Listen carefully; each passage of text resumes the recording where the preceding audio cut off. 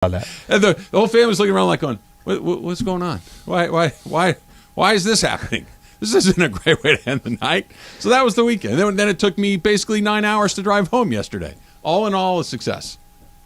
I don't know if I want to go on the traffic or the taco portion of it. Please, not the traffic. Okay, let's talk. Let's do traffic. No, I'm just kidding. All right, so the taco thing. We were a little confused on Friday doing the show with Yates. And we said that we feel like you probably have, like if you typed on your phone, Taco Guy. Yeah. Right. There's probably 14 of them that come up. There's like Taco Guy 1, Taco Guy 7. It's all where I ran into them. So it's like Taco Guy Anaheim. At Phil's. No, like Phil, my friend Phil had the party. He had a Taco Guy. Yeah. I like that Taco Guy. Got his card, put it in my phone. So it's where I had the Taco Guy. Now, so we thought it would just be your natural instinct to say, I have 39 taco contacts. I'm going to go with one of these guys. Uh-huh. What was the draw kind of similar to Mother's Day? Yes. Where you wanted to, the vibe, yes. there was going to be some appreciation? Yes. How'd you do? Pretty good. Okay. Pretty good. Yeah. I had 3. I had carne asada, I had chicken thighs, and I had shrimp, 3 different types of taco. I made Perfect. 5 different types of salsas to put on different things. Jorge would not have touched the carne asada, by the way. It was the first thing to go. I'm just saying. It always is. It was the so first I'm going in. That's the first thing I'm going in. It was the for. first. There was stuff left of both of the others. There was none left of that. So that went pretty quickly.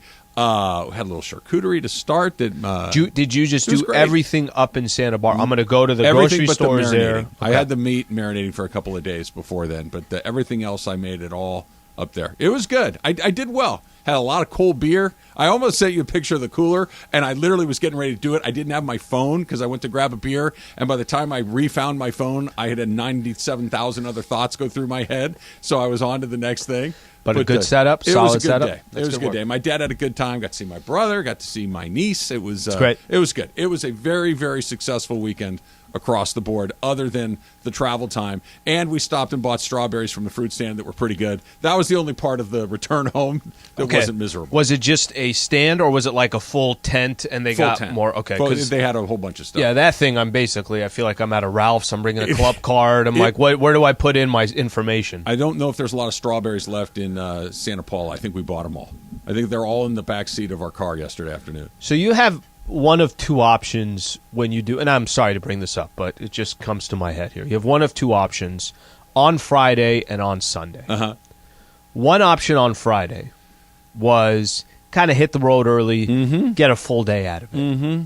Another option on Sunday is, let's get the hell out of here, or let's wait till later, and let's just kind of relax and enjoy our entire Sunday before we hit the road. Both of those would have been better options than the one we chose. Your strategy was, I want to wait till every car.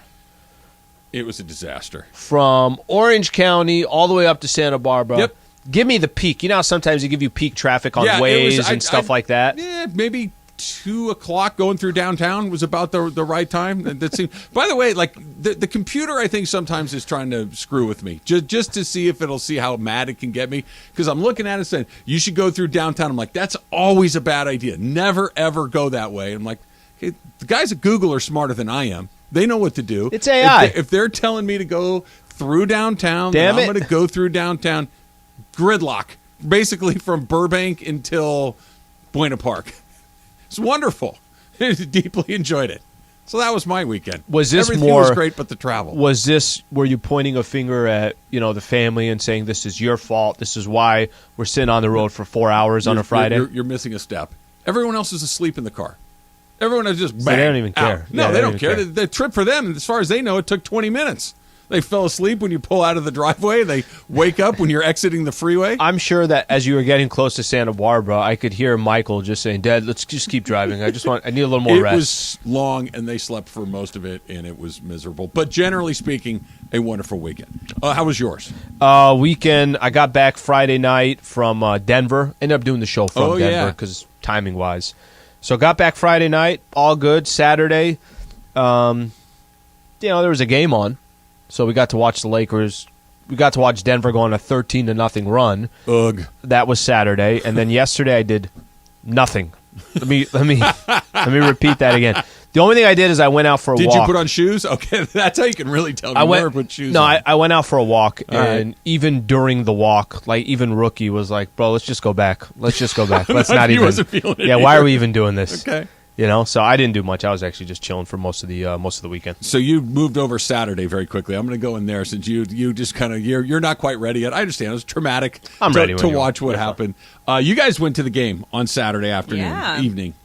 Was it good? It was really fun. I mean, obviously the result wasn't great, but did you have a good time?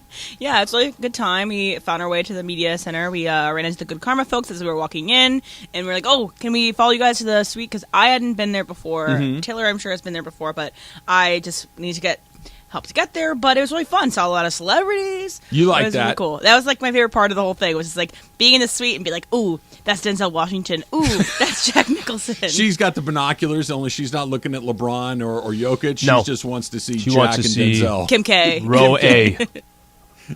Taylor? Taylor's been in the suite before. Last time Taylor was in the suite, it was completely empty. Yeah. Him and I were together watching the Kings and the Clippers in that 176-174 game or whatever it was. A lot different circumstances this time. I was hoping for a win actually for the Lakers so we could have a series. I don't believe you. Well, I don't believe him. I was talking. I think he's looking for the sweep. I want some competition here. He said the same thing to me. Like I do believe him. I don't think he wants them to necessarily win the series and go to the finals. He just wants more games. He wants more games. Yeah. He wants to watch something that is exciting. I don't think that what we've gotten so far, not yet, certainly for Laker fans, has been exciting. Then of course you had the PGA Championship yesterday. I got my entire timeline blew up because Michael Block yesterday, who was the story of the weekend, the club pro. The club that I don't belong to, but where I play most of my golf, that's where he's the teacher at. That's the spot. So I got a lot of, are you there? Are you there? No, I'm not. No, I'm not. No, I'm not. But thank you for sending me all the videos of everybody having a great time. So I didn't get to participate in that either. But congratulations to Michael Block on making. That's kind of like the sports thing, right? You don't get that anywhere else where. I don't want to call him just a guy, but he's just a guy, right? He's a guy that gives lessons and runs a golf course in Orange County. It's a public golf course.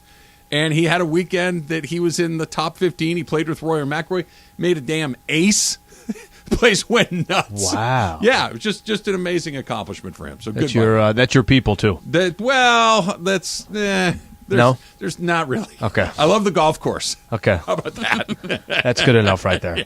But Slee, I was happy that you sent us a really fun picture of Lucifer over the weekend. Oh, you saw it? Yeah. Yeah, was in town. Well, I was telling Yates, I didn't see Lucifer on my way in, and I was kind of describing when I got in and we did the show on Tuesday. You guys were basically wanted. I felt like I disappointed everyone because you guys wanted a live stream me with Lucifer, a selfie, the whole thing. And I didn't even bother looking or seeing it. And then I made sure on Friday coming back, it was all, hey, I'm even talking to the Tell the Uber driver guy. I'm like, stop. left or the right? He's like, it's on the left. It's pretty big. I thought you were going to get out and like try to climb on its back. Look like John Wayne sitting on the back of Lucifer. He said nobody in Denver likes Lucifer. Probably not. Well, I don't think anybody in Denver likes the airport. It's in Kansas. I know. It would be like if an LAX were in Barstow.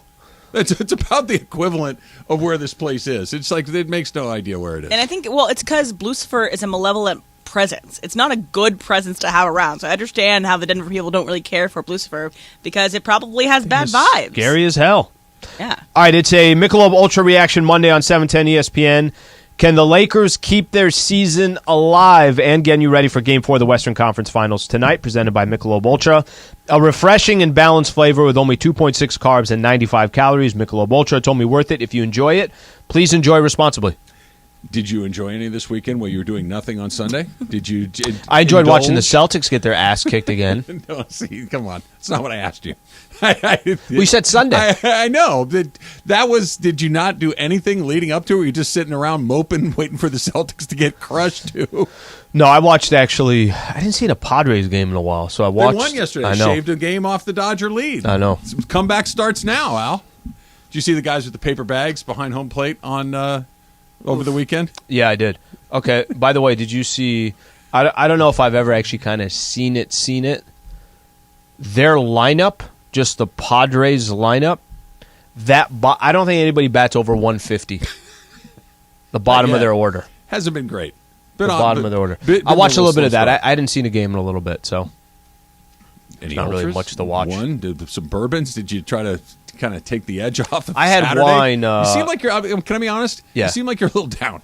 You don't seem like you got that bounce in your step. You seem like you're kind of like just got some bad news and you're just Sunday really not night. feeling it. Sunday night, last night, had some wine. Had some red wine. Barbecued a steak. Did a little ribeye. And had some wine with it. But I didn't have any beers like during the day, like a down beer bourbon I moment. feel like you're just your general Sliwa-ness is down. I just like instead of being where you this are. might be over. It might be done tonight. Hey, look, you get your Knights back. Look, we're looking silver linings. I know we want them to win the championship, but at least you get your Knights this back far for the next 6 months. Might as well just. Yeah, you might as well run it out. Might as the well next just couple finish of this weeks, off. Right? All right, let's get into what happened on Saturday. Let's talk about what needs to happen tonight and whether or not the Lakers can do something that hasn't been done before. It's all coming up. It's Trav and Slee, 710 ESPN. All right, every day there are drivers on the road who decide not to buckle their seatbelt. Some of those drivers will be ticketed by law enforcement. Some of those drivers who crash won't make it home. Buckling up is the single most effective way to protect your life in the event of a crash and make it home safely to your loved ones. Don't risk it, click it, or ticket. Paid for by NHTSA.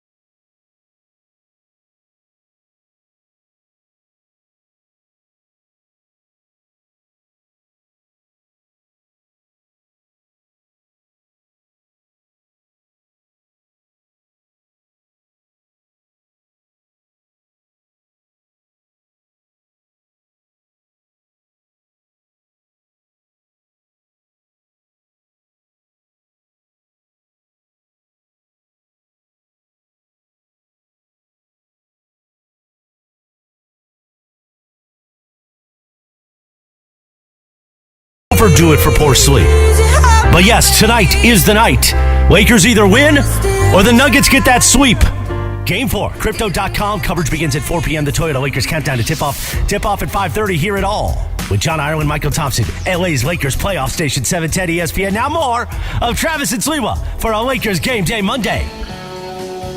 Speaking of needing to get their first win, you can go to ESPNLA.com to vote for the Mandy's and vote for Travis and Sliwa to get our first Mandy Award, Slee. Voting ends here in end of the month. Last voting is May 31st. So ESPNLA.com to vote for the Mandy's, presented by Power Pro Plumbing.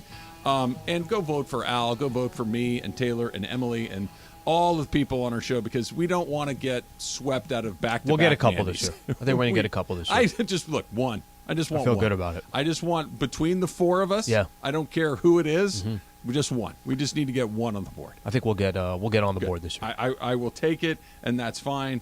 And I don't care what it is. We just need to get the one. Go to the website. If you have not voted yet, please vote. All right, so let's talk about Saturday before we talk about tonight, because the Lakers are trying to do something that hasn't happened before, right? To come back from a 3-0 Western Conference deficit and go to the NBA Finals, and they got to win tonight, and that goes without saying. The fact that they're where they are, that they're down 3-0, they've played. All three of these games have been close. It's not like they've gotten run over. This is not a Celtics Heat situation where the Celtics are looking around saying, what the heck is happening? We're the better, quote-unquote, better team. We're the 2 seed. They're the 8 seed. It's not that. It's the number 1 seed in the West playing like it. It's the 2-time MVP of the league playing like it. It's another great player in the league, Jamal Murray, playing like it. They're getting really productive performances out of most of their role players. They've just been better than the Lakers. Lakers haven't been terrible. There's been some performances that have not been great, but they're just up to their neck against a really good team, and that's why what happened on Saturday, Jokic is in foul trouble. You got Jamal Murray after a nuclear first half. In the second half, he hasn't done anything going into the fourth quarter. And you're like, okay, this is where it is. And they just wouldn't go away. The Lakers couldn't create a little bit of space. And then all of a sudden, Murray starts making shots again. Jokic starts doing what he does again. And it's just the better team hung around long enough to go on a run at the end of the game and put it away. So it's funny because coming into the series, I've always said this about the Denver Nuggets is I don't want to give them the benefit of the doubt. I want to see it.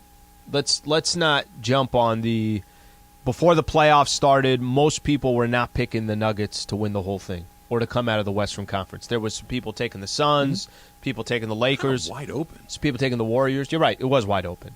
And I think we ignored, even though it said number 1 seed, Denver Nuggets, there was always a pause. It's like, all right, I got to see that team do it.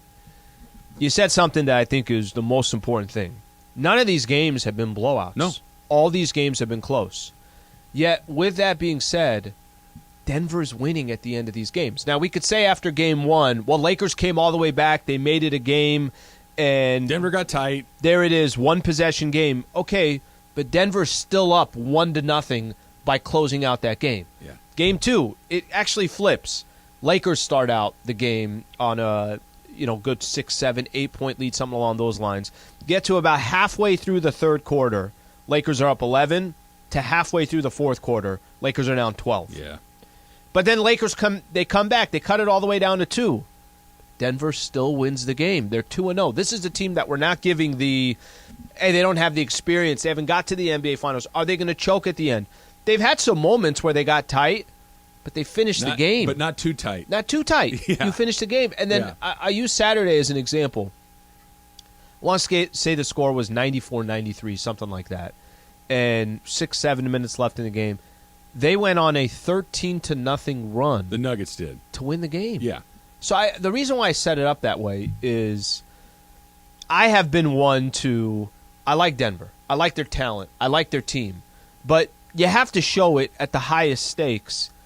And 3 games in a row, when push came to shove, and you could sit there and make an argument, Lakers are in all these games, this, that. They've won all 3 games at the end. So I give them a ton of credit for what they've been able to accomplish. And what you said in Game 3, Jokic goes down with that was your shot. That was your shot. Yep. That was the game. Because Jamal Murray did not score in the third quarter. No. And with 7.5 minutes left in the third quarter, Jokic is out. And they start the fourth quarter with a 2-point lead. Mm-hmm. It wasn't one of those Lakers. That moment, I thought they'd have to go up 5, 6, 7, something like that. It didn't happen. There were a couple of moments. I'm sure you guys talked about this on Friday and when I wasn't here. When, going back to Game 2, when LeBron had the steal towards the end of the game at half court, that very bad Nuggets pass, he cuts in front and he beats the Murray reverse to the rim. layup. When he missed that, you're like, that he doesn't miss that shot, right? That's a shot that LeBron James makes 99% of the time, and not only missed it, he missed it badly, right? And there was no contact, anything. He just missed, and a shot that one of the greatest players of all time is never going to miss, and he missed it. That's to bring the game within 2. Yes, and I really do think if he makes that, they win that game because all of the momentum was racing towards the Lakers. So you figure you missed your opportunity to grab your game in Denver. Okay. And then you come back to L.A., and you're right. Jokic is in foul trouble. The extender is in the building, and Murray went from white hot to ice cold. This is your moment. You have a lead in the middle of the third quarter. This is your moment. But you got to put it away. You have, because what you're saying is accurate. The Nuggets have never been to the NBA Finals. We've never seen it before. I got to see it before I can believe.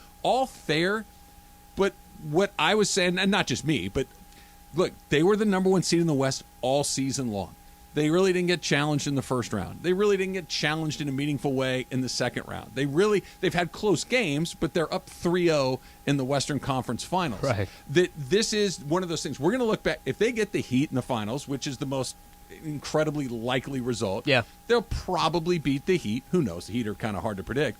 But we're going to look back and go, well, of course Denver was going to win their first NBA championship. We'll look at it, the whole revisionist history thing, and say, well, they're number 1 seed. They didn't get pushed. All of these things. The Lakers have had moments in this series, but they haven't won any games. And that's what's so weird about going into this. If LeBron makes that layup, if they hold on towards the middle of the third quarter into the middle of the fourth quarter, we're talking about this very differently. Now it just feels like, all right, well, we all kind of have a sense of what's going to happen next. Never say never. But they've been this close, but they haven't cashed it in once. That's what's so uneven to figure out. Their best game so far, Denver's, was on Saturday. And that was the one game that you would have thought Lakers are going to play their best game. They're going to be most desperate. They're back at home. 20,000 fans at Crypto.com Arena. You thought the best shot Lakers had. Because game 1, you mentioned that the game 2, the steal, and he misses the layup. Game 1 was 45 seconds left. Braun launches a 3 down 3. Okay, but just think about, you're right there. You're right there in both of those games, and you lose. Game 3 is the game that you say to yourself, Lakers are going to win this game. They're going to come out. This is Felt it. Like this it. desperation. Felt like it. Denver came out as a desperate team. Denver was a team that by the time the first quarter was done, are they desperate? Or they are were they up just 12. Really, really good. They're really, really good. I just think they're really, really good. They're because, really good. Look, the Lakers have played hard. The Lakers have not Celtic'd and rolled over and given up and just said it's not going to happen. Haven't given up on their coach. They've competed like crazy. It's just that the Nuggets haven't answered all these questions. And better teams find ways to win games at the end. And it'd be very easy to say, oh, the Lakers, they started 2-10 and they did spend all this energy. And that's a part of it. I think just at the end of it, the Nuggets have just been better in this series. They've just looked like they're a little bit better every single game. They've made the big shot. They've gotten the big stop. They haven't missed, gimmies. They when they've had opportunities, they've kind of grabbed them and cashed them in. The Lakers have not. And I think what they're doing too, what makes them more and more dangerous is if, let's just say, hypothetically, there's a little bit of a mental game here. Can we beat the Lakers? Can we beat LeBron and AD? Don't tell me that confidence isn't just growing after every single W. It has grown. And, the part that you say, are they just the better team?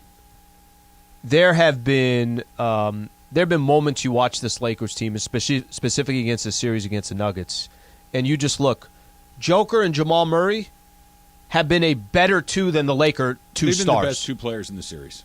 And I'm not. It's not even there's close. nothing to even argue with that. Okay, let's look at the role players. How good is KCP, Bruce Brown, Michael Porter, Aaron Gordon? All of them. All of them have been great. Yep.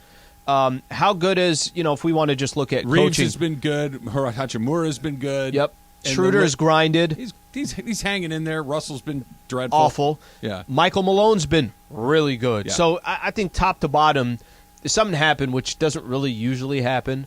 When the Lakers are losing against somebody, you don't really hear too much about the other team. I'm hearing a lot of Laker fans saying, guys, they're just better. Hey, respect to the Denver Nuggets. I tip my cap. I don't hear that very often. I don't know what is worse. I don't know what's worse. Thinking, we should be beating these guys and we're not, or they're better. I don't know what's a more frustrating outcome because this is definitely they're better. Now they they win tonight, and who knows, right? Now all you have to do is, look, we just got to bring this thing home. We just missed twice here before. We can do it. But you got to – tonight's the night. Tonight's the night. And I don't even want to go – they got to win tonight. Yeah. But it's literally – if you got to play LeBron 48 minutes, you got to play him 48 minutes. You got to play AD 48. You literally have to fire every last bullet you have and then figure out Wednesday on Wednesday. But it might just be as simple as Denver's got the 2-time MVP. They're healthier. They're less tired. They're less gassed. They're hotter. They're clearly not freaked out by the moment.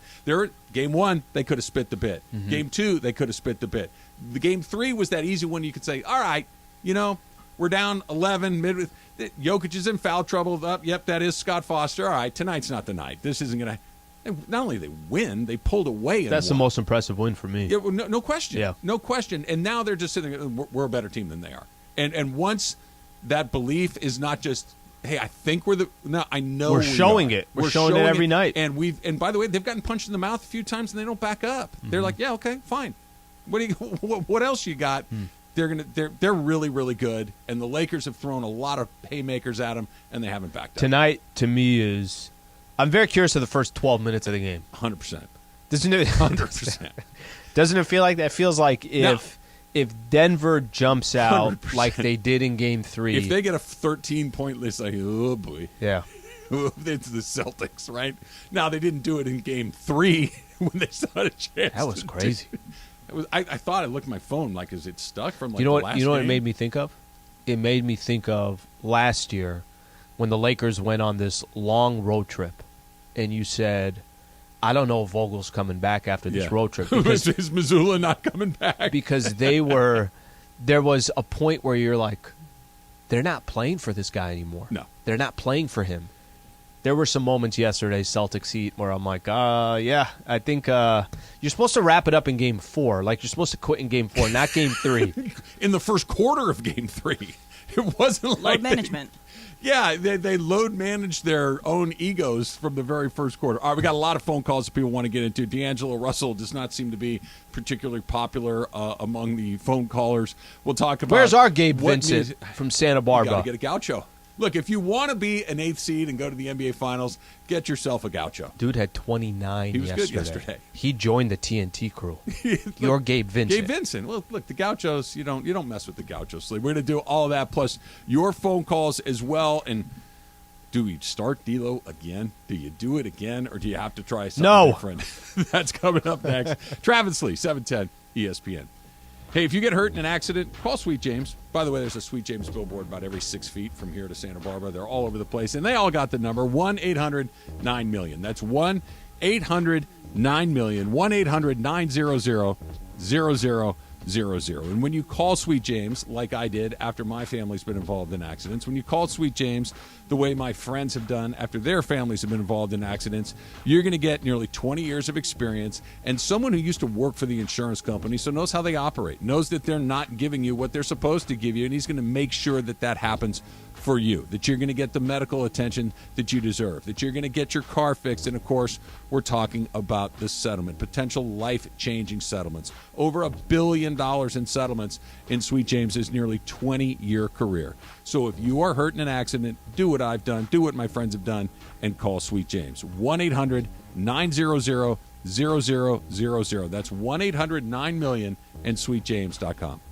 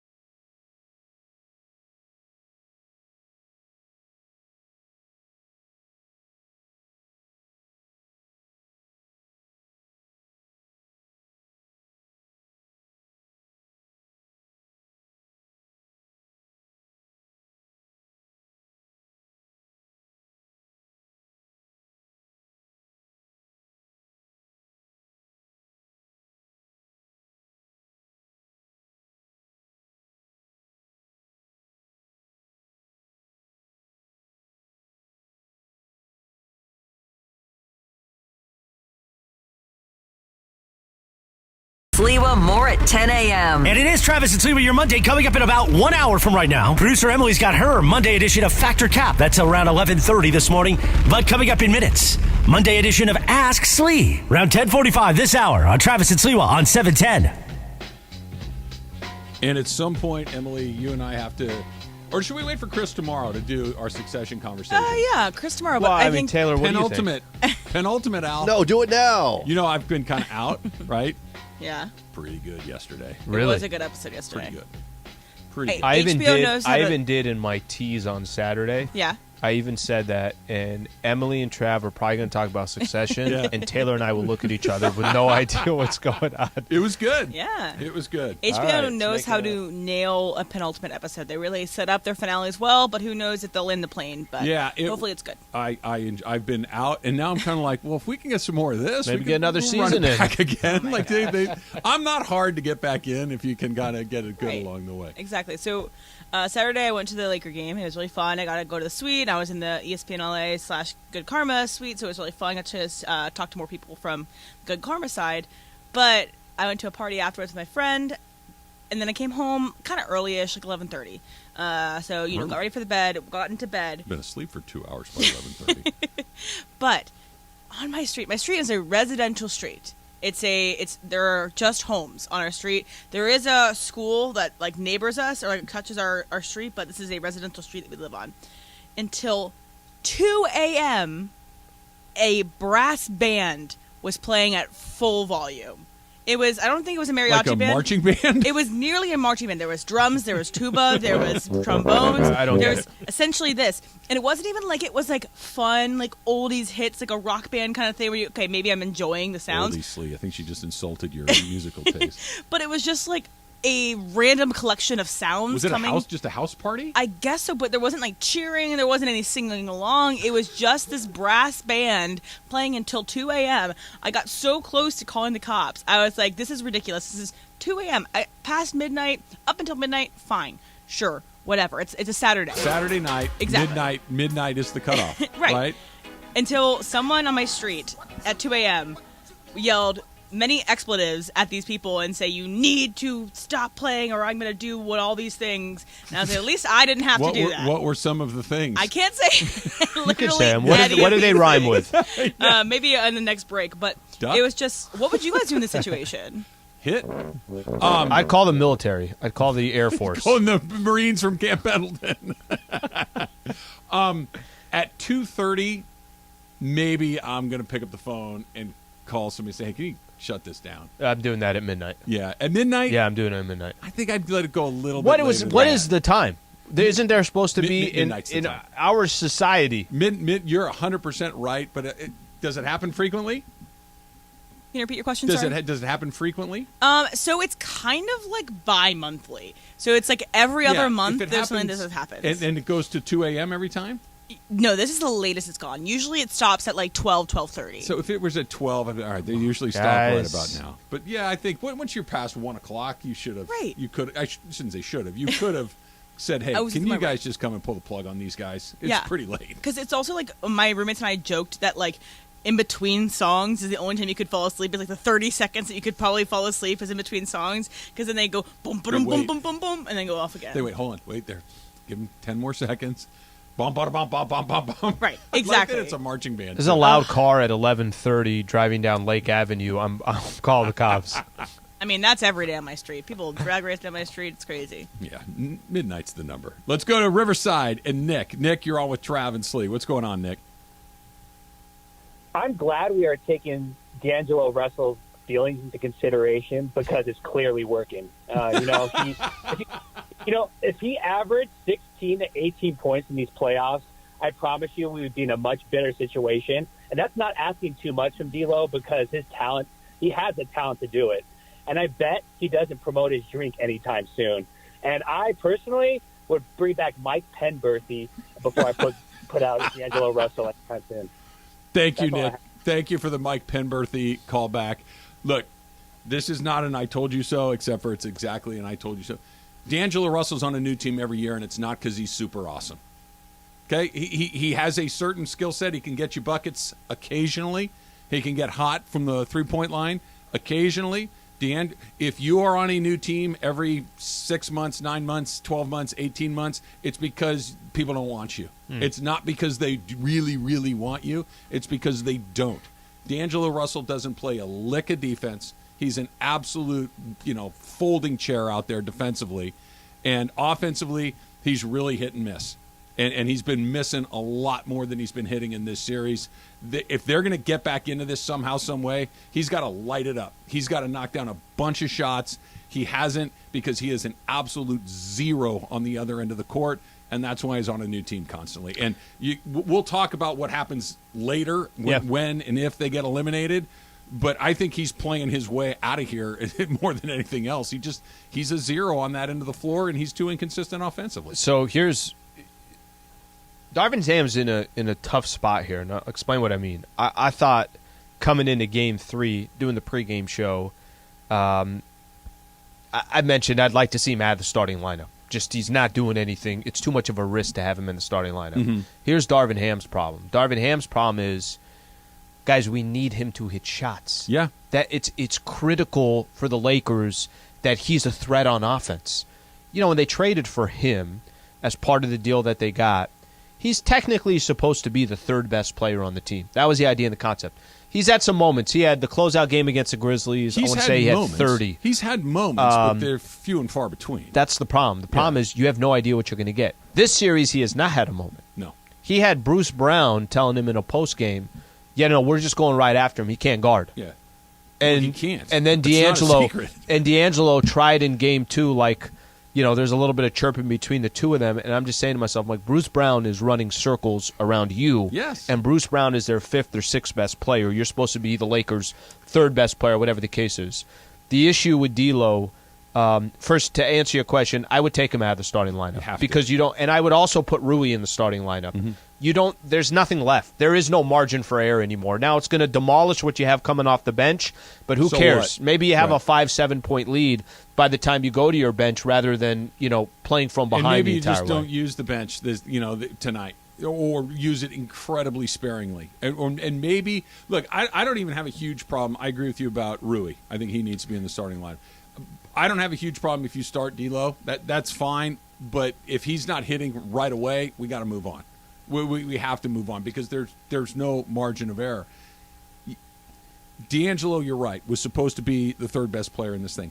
And again, these are conversations that are probably better had if and when the Lakers ultimately get knocked out.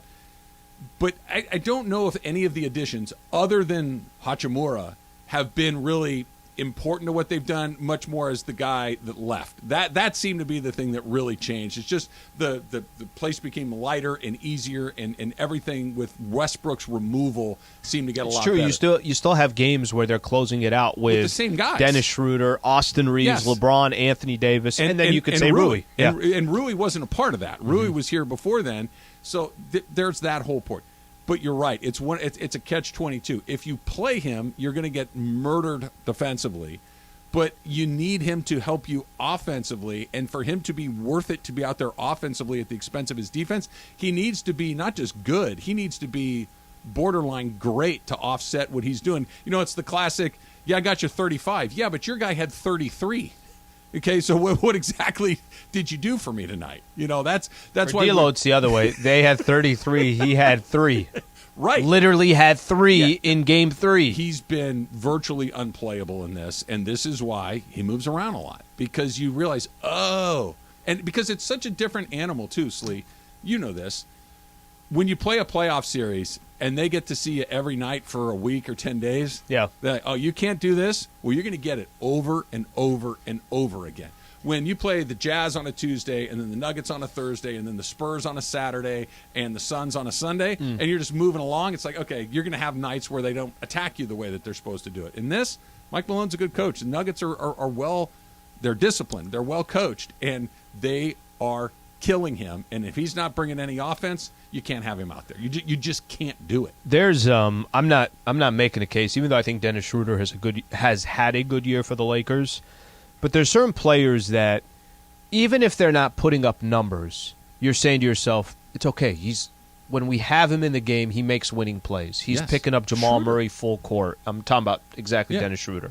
Second half for the Lakers, Dennis Schroeder basically picked up Jamal Murray full court the entire way, was all over the place. I'm not telling you that he's not Gary Payton out there, but he finds ways to make winning plays. I don't see any of that with D'Angelo Russell. No. That's the problem. The problem is if he's not giving you 18 points and 6 or 7 assists on top of it, tell me his value on the floor.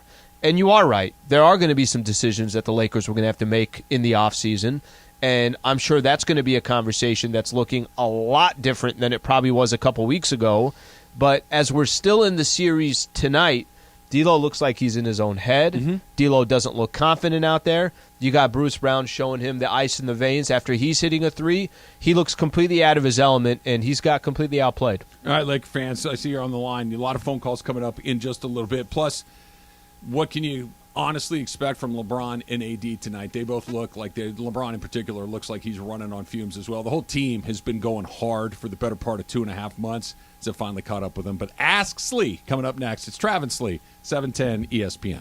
All right, Harris Resort, located out in northern San Diego, out by the Palomar Mountains. Stayed there a couple different times. I've stayed in their resort tower room. It's a beautiful, beautiful property. You got a combination of chilling out, relaxing, use the spa, and then you also got the entertainment side of things. 50 table games, 1,500 slots. This is great, too, as the weather starts warming up. California's award-winning trifecta of pools, 3 different pools, voted one of the 10 best resort pools in America by USA Today. They also, for those those foodies out there that want to try a different restaurant, California's first and the nation's largest Hell's Kitchen location at Harris Resort SoCal. Of course, a menu approved by the Michelin star celebrity Chef Gordon Ramsay himself. You could book a reservation at OpenTable.com. And then for all those beer drinkers out there, Rincon Reservation Road Brewery is the first tribally owned brewery in Southern California, and it's located over at Harris Resort SoCal. Just go to harrissocal.com. harrissocal.com. You can get all your information, harrissocal.com. You never have to miss a moment of LA's mega sports.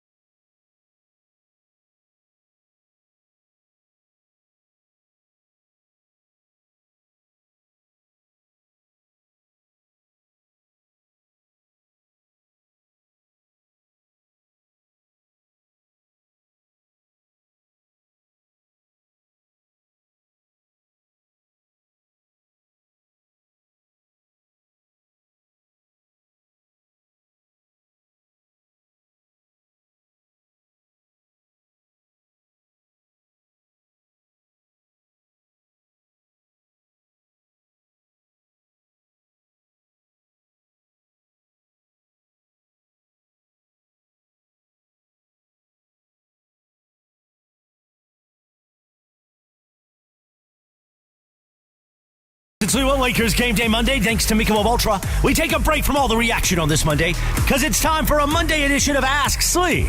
And Ask Slee is presented by our friends at Harrah's Resort SoCal. Find your funner state of mind with a visit to Harrah's Resort SoCal. Voted best resort in funner California. From dining to unwinding, you'll find fun around every corner. Learn more at harrahssocal.com. Let's do it for a Monday Ask Slee right now. All right, Al, let's start with Manson the Clown, who wanted me to be very specific that his Twitter handle was Manson the Clown and not just Manson. I don't know if you got a chance to see that one, but he wanted me to address him by his proper Twitter handle. Our apologies. Sorry, Manson the Clown. Went on vacation. Are you the dude who is always red and walking around sunburned, or are you the responsible guy who's lathered up all over the place in sunscreen? I don't really get burnt too much, and I'm also not putting sunscreen on, so I'm not going to look. Let me give you a good example. I went walking I think like a week ago or so, and I decided to put a hat on, but I put it on backwards Did you get hat. The little half moon? Bro, that's so fun. It was literally an entire half moon. So I had to go the next day, I had to go walk again at basically the same time without the hat. You gotta go hatless. It was ridiculous. It was ridiculous. My girl couldn't look at me without laughing. What you're going to have is you have a little half moon on your forehead that's a little tanner than everything else because it got double sun. So to answer the question, I don't get like overly burnt, but I'm also not lathering up with sunscreen. I'll burn, so I have to be a little bit more careful because there's nothing worse than you're getting ready, I don't know, Hawaii, Mexico, whatever you're going to do. You're just going to the beach for a day or two. And that first day you just get absolutely torched. The next 2 or 3 are miserable. You can't sleep. How about can't that shower? Move around. How about the shower is geez. the worst. Everything you put on a shirt and it feels like you've set yourself on fire.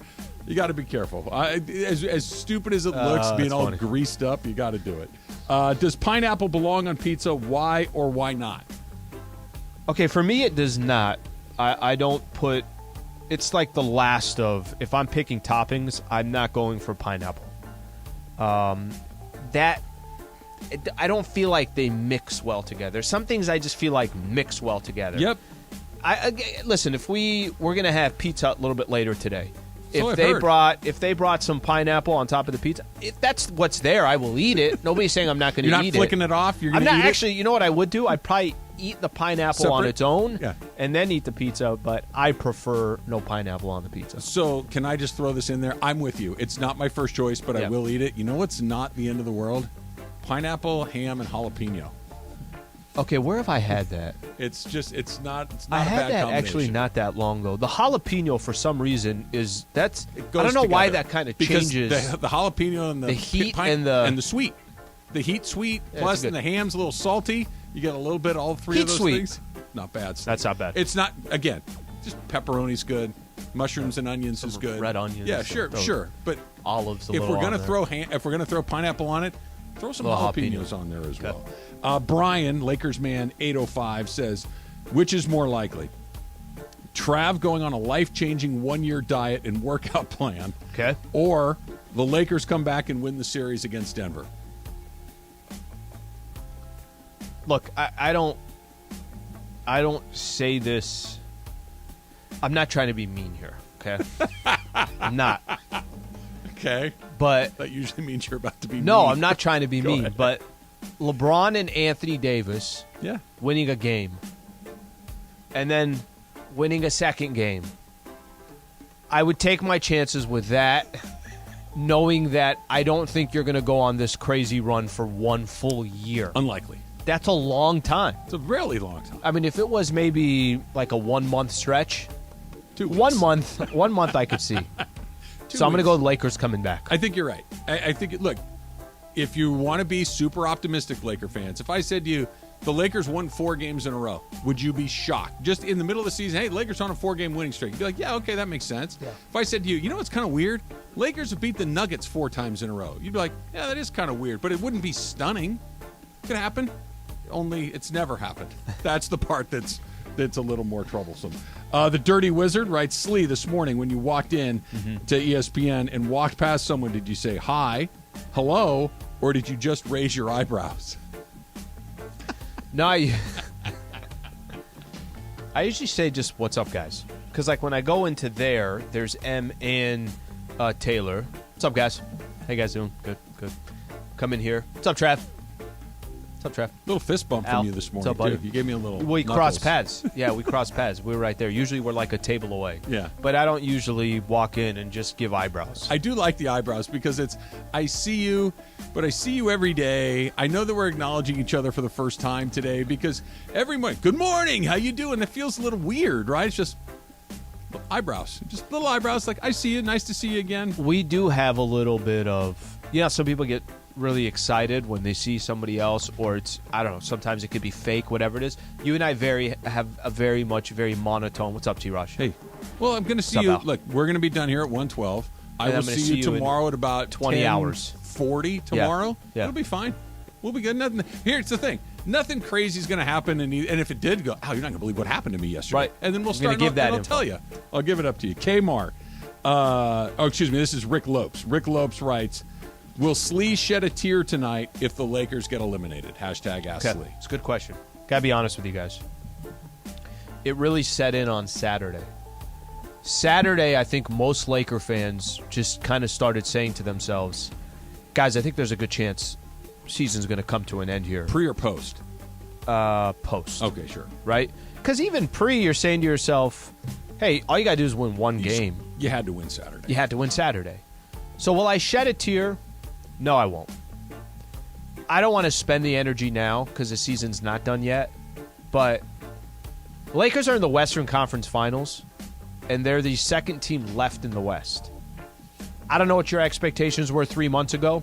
My expectations weren't this, so I will not shed a tear. I think there's more to it than that. There's a lot of context, but both good and bad. But both good and bad to what you just said, and that's the topic for whenever the day after the last I agree. day is. Right? It's not the topic for today. They're still alive. Yeah. They're hooked up to a lot of machines. It's not looking great. They've told you to gather the family. Yep. But it's not, sometimes miracles happen. It's probably more time in between those couple of beats, but I want to go into D-Lo in the offseason, but I want to wait till the offseason.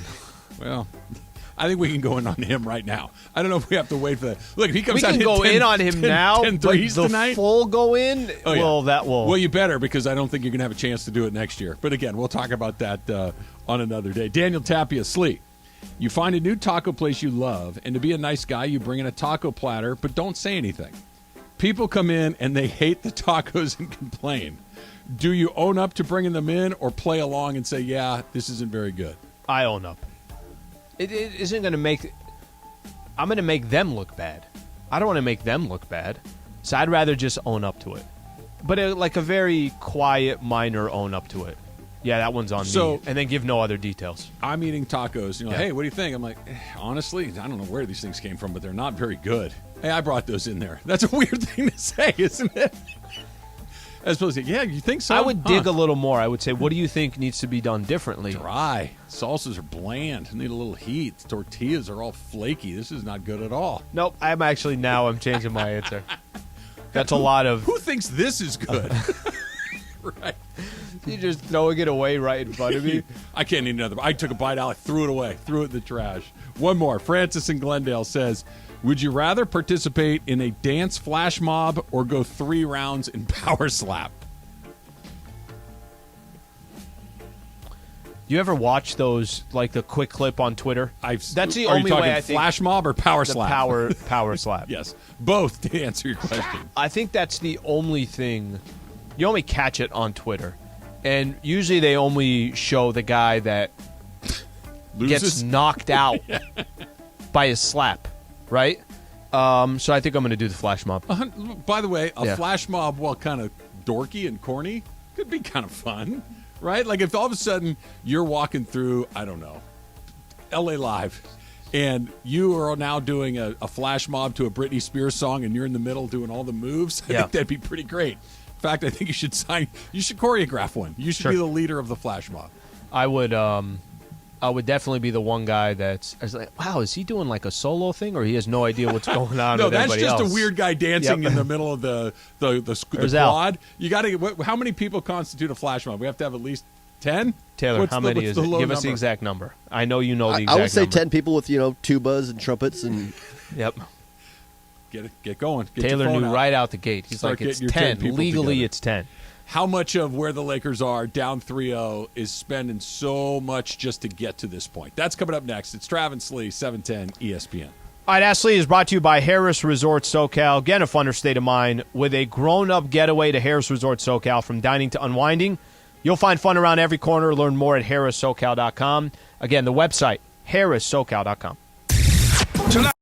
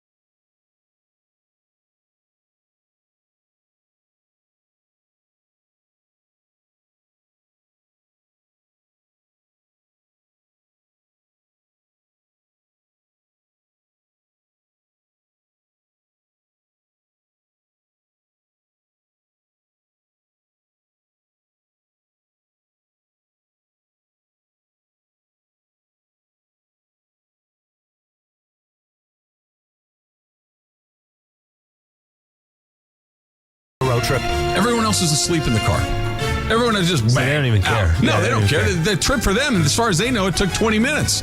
They fell asleep when you pull out of the driveway. They wake up when you're exiting the freeway. I'm sure that as you were getting close to Santa Barbara, I could hear Michael just saying, Dad, let's just keep driving. I need a little more It rest. was long, and they slept for most of it, and it was miserable. But generally speaking, a wonderful weekend. By the way, when Slee mentions Michael there, he's talking about Trav's youngest son, the great Michael Rogers, who likes Bob Seger, not Michael Thompson. Anyway, right now, more of Travis and Sliwa, your Monday on 710. My 17-year-old does love Bob Seger. I don't think there's probably a lot of 17-year-olds who do. He's a huge fan. My mom and dad had on I don't know, Emily, plug your ears. I think it was Pandora. I think it was too.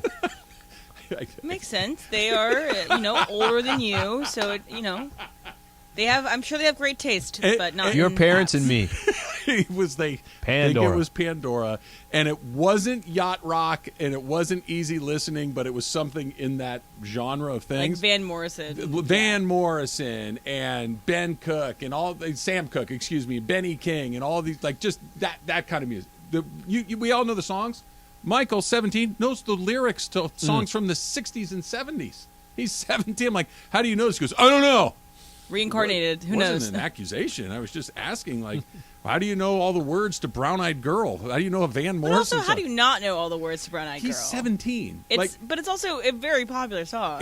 It is, but how many times is a 17-year-old going to run into that? Yeah, I'm with you on that. You know, that one's like, a little bit surprising. Brown Eyed Girl, it reminds me of my aunt. So my aunt, Barbara, she has had... Barb's. Yeah, Barbie is what we call her. Barb. But her ringtone, her call ringtone has been Brown Eyed Girl since probably last 15 years. And so whenever I hear Brown Eyed Girl, the beginning few notes, I think of Aunt Barbie. But yes, it's not usually for a 17-year-old. The kids, okay, they're all, well, Bobby's at work, and Kelly's at work, and Michael's at school. So I can say this without, they were really good this weekend, Slee. Like, I'm looking around like, why are they being so wonderful? Like, they're participating, they're talking to everybody, they're spending time with their cousin Charlotte. It was one. I'm like, this is. Do you acknowledge it or you say nothing? I actually, funny you say that. Yeah. I did acknowledge it this morning. Sent a little note, said, hey, I just want to tell you, you made a wonderful weekend even better by not making it worse.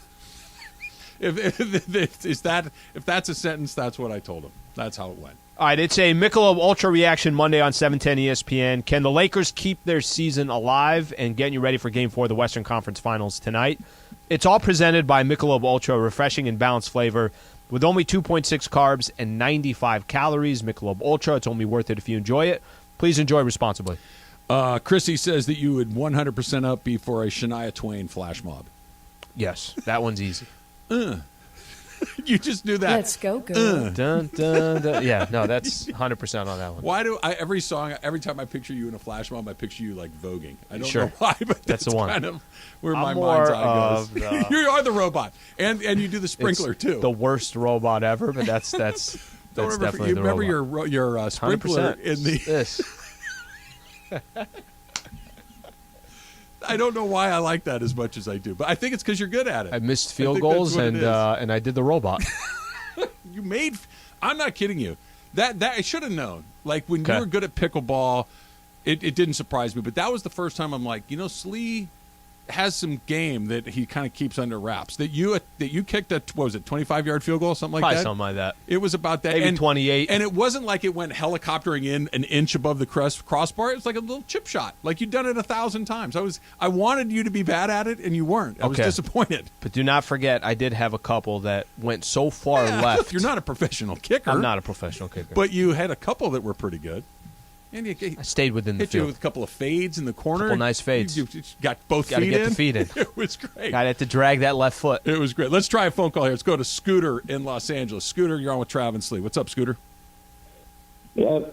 Good morning, guys. Good morning. I just wanted to say that, you got to remember the Lakers have had the pedal to the metal for probably since the All-Star break, while Denver has mostly been on cruise control since early March, and I think that is part of the reason why they haven't been able to close it out in the fourth quarter. They're just running on fumes, especially LeBron. And I'm going to question the summer with Ham's rotations. Why did he take LeBron out? They're up 81-80 with about, 7-8 minutes left. And then within a minute, they were down by 8 or 9. So some of his rotations have come into question, too. Appreciate you calling in. All right, couple things. Listen, the running out of gas thing, we've been saying that since the playoffs started. Against the Minnesota Timberwolves in the play-in tournament, we thought the Lakers, are they running out of gas here? Is that why this game's going to overtime? And then they got out of that. And then they got the Memphis Grizzlies, a young team that's going to run up and down the floor. Are they out of gas? Okay, they won that series. Okay, the Golden State Warriors, Steph is going to run 9 miles a game. Are they running out of gas? They won that series. They had 3 days off in between this series starting and the last series ending against the Golden State Warriors. I think you can make some case that the Lakers are running out of gas, they're tired, they're this, all that. I think the Denver Nuggets are also a better team than the Los Angeles Lakers. So I don't want to say, well, if the Lakers were fresher, they're going to beat the Denver Nuggets. Denver's playing good basketball. They're playing good basketball. So however you want to put it. And you said something earlier about what's more frustrating. A team that is just showing you every single night, we're probably going to do things just a little bit better than you, and there's nothing you can do about I gotta it. get a little bit lucky to beat you. Just a little bit, but I need it. I can't win without a little bit of good fortune. I could see individuals. Look, Braun, there are definitely moments, and I think that has to do with his fourth quarter shooting the three and kind of depending on the three, seeing if he can get the Lakers back in or he can get into some kind of a rhythm. Those are probably tired legs in the fourth quarter. But for the most part, Denver's just been a better team through 3 games, and I think that one's apparent. In order, the Nuggets are better. Unfortunately, they're just a little bit better. The gap isn't huge, but there is one. I think that's the biggest reason that they find themselves where they are. Number 2, it's not just Minnesota and Memphis and Golden State, and here we are. Lakers had to play with their RPMs maxed out for about a month and a half prior to that. Really from the trade deadline until tonight, they've been going on a 9.5 out of 10 because they had to. Keep in mind, even though we're in the Western Conference Finals, this is a team that had to, until the last week of the season, there was a question they might not make it at all. They had to compete every single night. That does take a toll. So I think that there's some sense of fatigue collectively as a team. LeBron is hurt. I know I've said this a lot. 2 different doctors said, you need to get that foot fixed. And he said, no, I'm going to play on it instead. And he's played every game since then to varying degrees of success. Sometimes he's looked great. Sometimes he's looked pretty good. Other times he's looked kind of okay. There's that. And then when we talk about the tired factor, I think we need to be more specific. I think most people are talking about LeBron specifically, not the Lakers at large. AD doesn't look particularly tired to me. Hachimura doesn't look tired to me. Austin Reeves, a little bit maybe, just because it's still uncharted producing. territory. Yeah. He's still producing. He's still playing at a high level. We're talking about LeBron. He doesn't have the lift on the jumper. He doesn't have that explosivity to the rim the way that he's had forever and ever and ever. There's just some weird – he's going up for an uncontested dunk and the ball just slips out of his hand. He misses an up and under that he makes 100 out of. Critical situation. There's just a bunch of little things along the way because he's been so good for so long that they're glaring when they happen. It's year 18 or 20, excuse me. It's a man approaching his 40th birthday before too long, who's played more minutes and played more games than just about anybody ever, and he's tired, and he's banged up, and he's at the end of the line when it comes to, not the end of the line of being a player, being at the end of the line of one of the best players in the league. He's still in it is it's a literal miracle that somebody in their 20th season is still looked at as, hey, just go win and win for it tonight. In his 20, Dirk wasn't doing that. Duncan wasn't doing that. Kobe wasn't doing that. Weren't doing that in the playoffs. They're still asking LeBron to do it. Is too much. He's not that guy. He's still really good.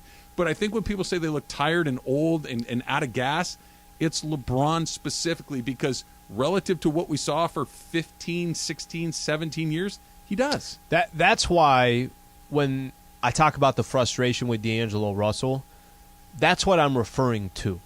What I'm referring to is Bron is probably coming into these games just like Jamal Murray and Jokic are getting. First of all, Jamal Murray and Nikola Jokic are playing great. Excellent. As good as you could play. But you know what else is happening? They're getting help. Everywhere they look, somebody's contributing. Bron and Anthony Davis coming into the series against Denver were not only going to have to be great, but they were going to need, I'll use D'Lo as the perfect example, D'Lo's got to be a factor. And every time that D'Angelo Russell is not a factor, that's a burden on LeBron. And as you sit here and say, Al, the guy's probably going to have surgery when the season's over. He's 20 seasons in plus 280 playoff games. So He's closing in on 300 playoff games, right? It's insane. On top of all of that, I need Reeves to contribute. He's doing his job. I need Rui to contribute. He's doing his job. D'Angelo Russell's one of those players.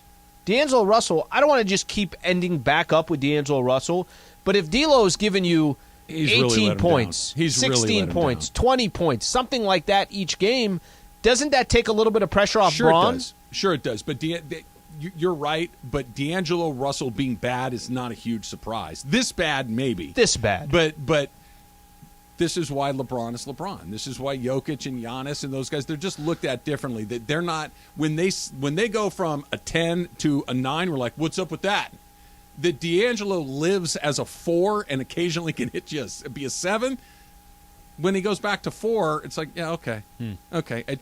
The rules are different for different guys. D'Angelo Russell is do you exactly agree, who I thought he would be. But do you agree with this? To beat the Denver Nuggets, you needed I don't think there was a scenario out there where it's, hey, D'Lo can have a really bad series and you're still going to beat the Nuggets. This is what I was talking about a minute ago.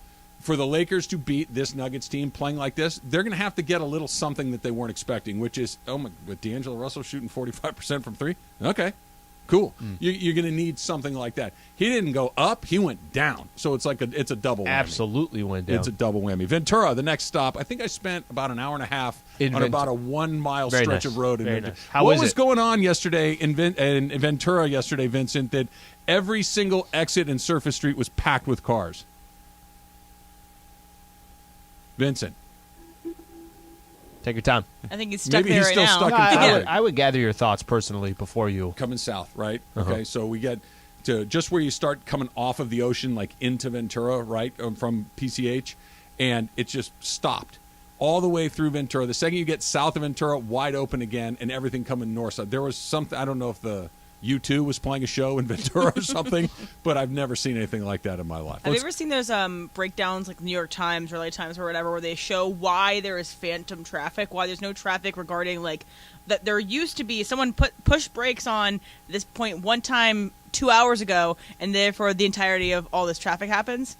It's very interesting. I'm already frustrated. I'm not even on the road. I'm already mad at that car that 2 hours ago hit their brakes for no reason trying to get to the right lane. As she was describing it, my anxiety level started to creep up. And she's just telling us about something that she read, and just that makes me very, very upset. Brooklyn, RJ, you're on Travis Lee. What's up? Hey, what's going on, you guys? I'm obviously a diehard Lakers fan. I go by Coastal in work, and I can't believe I'm saying this. I think we just got to be taken out back. I mean, let's get LeBron. Let's get his foot healed. I know it's early, and I know that, it's something that we don't have to consider right now. But this team really needs point guard help, and let's just get this over with. God willing, LeBron doesn't get any more injured, or Anthony Davis, and they actually start off the season on a positive note and not go 2 for 10 and just have to hustle the last month and a half. RJ, appreciate you calling in. I don't agree. I'll tell you what I get the idea of you can probably be sitting here and have very, very little hope that the Lakers are going to make this a series. Forget winning the series. Just make it a series. Can you force a Game 5? Can you force a Game 6? And you're still just halfway home if that was the case. But anything can happen in sports, and you just don't know. So you just play it out.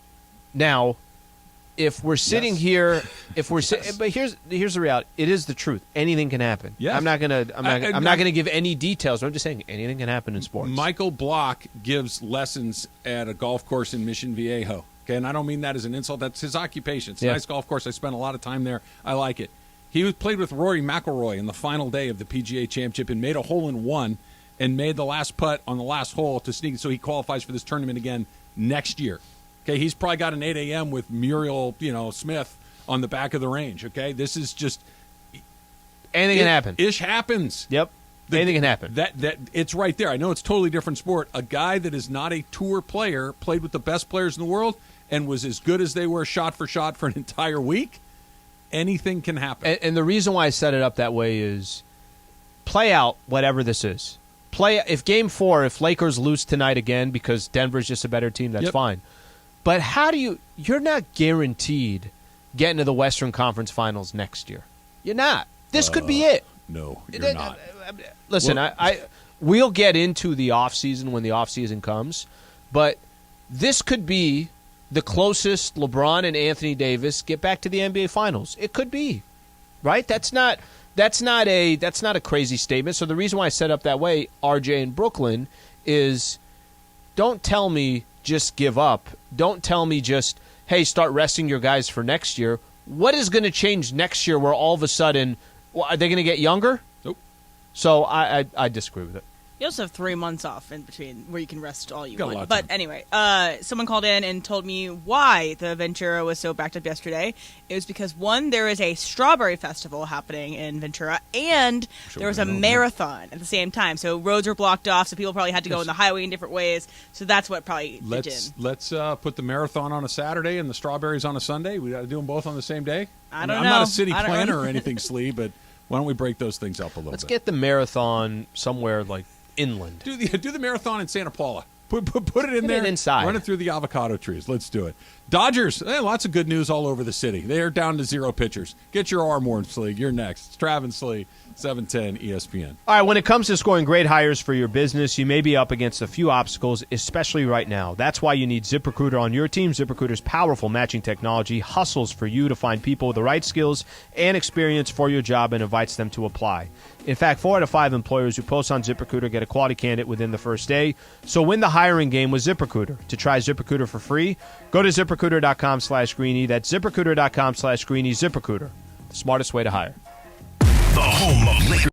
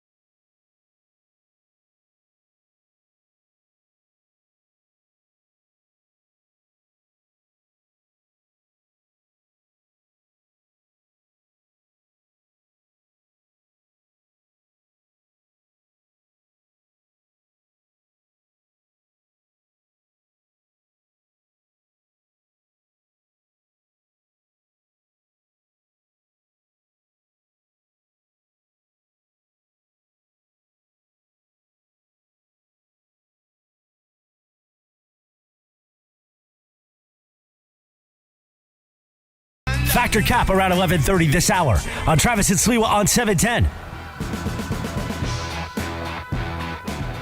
Michael's ego is going to get out of control. Double Michael Rogers openings, so he's going to be feeling it. Just saying. He probably Bobby's gonna be like, I only got one. No, Kelly I think's had one too. We'll see. He probably walks around school, just like replaying just whatever the mention. I don't know. Were you guys on AM radio this morning? I was. Well, there's an interesting moment that happens, and because all of my kids, Bobby's 22, Kelly's turns 20 here in a little bit, and Michael's 17. There comes a moment where they realize that I have an unusual job, right? That it's not like most other dads, that I do things that not a lot of other people do, and they realize that their friends have interest in it, and so they start asking me. They don't care. They're completely uninterested in my deal, but their friends are interested in. Hey, so what did you ever like do that? Like what? Well, Grady was asking me how, like just give him my number. Have him call me. We'll figure it out from there. Good talk. Yeah. Good talk, Dad. Well, they only know how to ask for things. They don't know how to, like, converse. Sure. Bobby's turned the corner. He's like an adult now. And where Michael still doesn't know what to do with his hands yet while he's asking you. Is that the Will Ferrell? It's about what it is. Let's win some Mandy's, Slee. Go to ESPNLA.com. You can vote for the Mandy's right now through May 31st, end of the month, presented by Power Pro Plumbing. Let's get one in this room. And we'll have it be like the Stanley Cup. No matter what it is, we can pass it around. We'll each get it for a week, and Emily will get it for a week. Taylor will get it for a week. I get it for a week. You get it for a week. Mandy's is coming up, so this is kind of really the time for everybody to vote. So make sure you go to the website, ESPNLA.com, and you'll see pretty much every possible category up there. We like a couple of these awards this year. Look, you keep saying one. I think we're going to get a couple this year. Look, last year I'm not even talking about we. I'm just talking about in general. I was single focused on Ask Slee. Yep. Didn't work out. Yeah.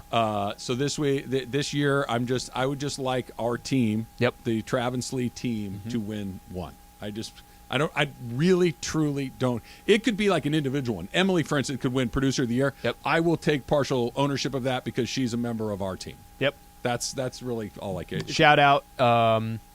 Presented by Power Pro Plumbing, so they're a part of our whole voting for the Mandy's. So shout out to them as well. So obviously, Lakers played a couple of games, over the weekend while the Dodgers were in St. Louis. Dodgers lost 3 of 4. That's the bad news. Good news. It's the first series they've lost in a month.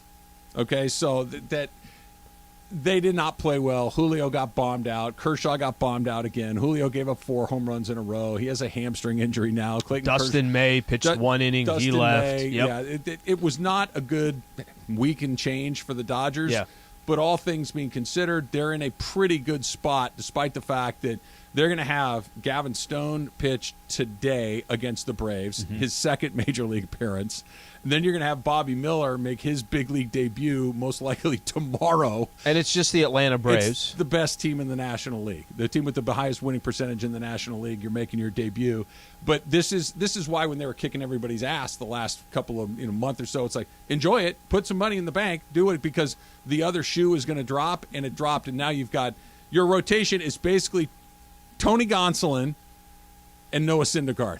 And the other guys are old or broken or completely inexperienced. Yeah, that's what you got. Something that happened too, unfortunately in this series against St. Louis, you taxed your bullpen so much as well. The bullpen's being used, and it just sets up for a really tough series against the Atlanta Braves. But I'll say this about the Dodgers: the fact that they have this many, you got 2 of your key starters that are down at the moment, right? The fact that it's still kind of a trip to me, and it's crazy that they could bring up these high-level prospects, and we know their names. We know their names because we've been talking about these 2 players. One of them has already had an opportunity. This will be the first time, as you mentioned, on the other side of it. But the fact that they still have this many guys that they can crop up and bring up, and there's still excitement about. This is, I think, what makes this season. This season, I think, defines the Dodgers so much better than some of the other years because this season is. It's the part that's less appreciated. It's absolutely. You can buy Mookie's easy to understand. Freddie's easy to understand. Clayton Kershaw is easy to understand.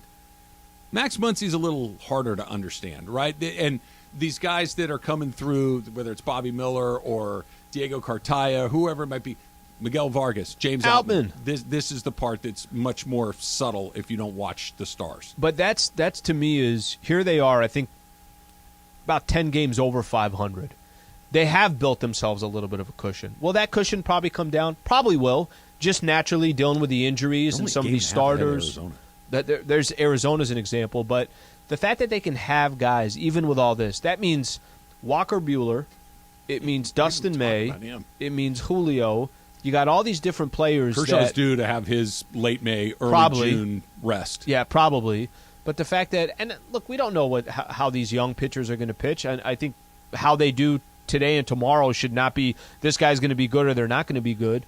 But they're still able to bring guys up, and they're still going to be contributors, and they're still guys that everybody's looking at and saying, wow, I'm really curious how this starting pitcher inside of their farm system is going to do. It's still impressive. You buying the Julio thing? that he has a hamstring injury because when It was he got convenient. he got lit up on Thursday. He gave up 4 consecutive home runs, back to back to back to back. Yep. Did not look good. Right. This is the 3rd or 4th time this season he's looked kind of really off. Yep. He's also looked really great at other times. When he got bombed out on Thursday, though, at the end of the day, he's dealing with a hamstring. It wasn't until a couple of days later he went on the IL with a hamstring. Do you think if it's not a hamstring, Right. what do you think it is? I think he just needs a break. Yeah. I think it just needs – and look, I guess if it is a hamstring, that's better news because then that heals and you keep going. But and it has a little bit of more context to it. A little bit here, but I just think it's one of these – he's a free agent at the end of the year. He's probably wanting to make sure that he's as good as he can be both for himself and for the team. Yeah. And you know what? I need to catch my breath. My tank is low. I need to refill my tank. And while I'm not an older pitcher like Clayton Kershaw, this is something that the Dodgers have – they don't say they're doing it, but I think we all understand that you just, I need a couple of weeks. Let me just kind of get right again. It doesn't bother me at all. Dodgers get through Atlanta and Tampa. They got 6 over the next 7 days. Yeah. Get through with win 3 of those, win 2 of those, come home. It's not the end of the world. No, I agree with you. And I think you'll ask any Dodger fan if you thought Arizona, cool, they're doing what they're doing. How sustainable is it? I'm not sure. It could be more than I might have thought. I'm with you on that. I thought Arizona would be middle of the pack in the division. They're obviously having a good start to the year. Padres are within 7.5. Yeah, now. I don't even want to talk about them. But I think with all that being said, I think you can sit here as a Dodger fan and still be impressed and hopeful of what the Dodgers have already done. I'm not even trolling you on the Padres right now, but now is when the Padres they need to get going full stop. Yeah. But they really need to get going right now while the Dodgers are throwing out minor league pitchers. That if they're going to try to crawl back into this thing, and they got to jump the Giants, they got to jump Arizona. They just got to win games. But they can win. If the Dodgers, let's say the Dodgers go up 500 for the next couple of weeks while they try 3 or 4 weeks or whatever it is, this is your opportunity. If you can create some, or not create, but gain some ground, because they put themselves in such a big hole that now you have to have something weird happen, and something weird happened. The Dodgers have one regular major league pitcher right now. What would be your take on a team that you're watching that you feel like just has no spark? That's the issue. The issue know what they is need to do, Al? Honestly, they need to fire somebody, or demote somebody, or trade somebody. They need to have. There needs to be that. Oh, okay, we're not just. It's not baseball. It's not. Oh, we got lots of time. It's wait a second. They traded who, or they got rid of who, or they clipped who. That's one of those moments like, all right, we got to get going. And I wouldn't be surprised if that happens. I think that's very, very likely. Factor Cap coming up next. It's Travis Lee, 710 ESPN. Long weekend coming up, Slee. It is Memorial Day weekend. If you're getting ready to take that drive, a long drive, if you're anything like me, you can head into your neighborhood Valvoline Instant Oil Change, home of the 15-minute drive-through oil change, because for over 30 years, Valvoline has provided quick and convenient automotive maintenance services for busy people just like us, which means you don't have to get out of the car. You don't have to go into that dirty waiting room. You can leave the kids right there in the back seat. At Valvoline, you stay in your car nice and safe while the expert technicians make sure your ride is at its absolute best. Oil changes, tire rotations, transmission care, and more. Just pull up, drive in, and drive out in about 15 minutes. Visit SoCalOilChange.com for locations. I guarantee you there's one close to you. They're all over Los Angeles, and game-winning coupons off of your next Valvoline Instant Oil Change.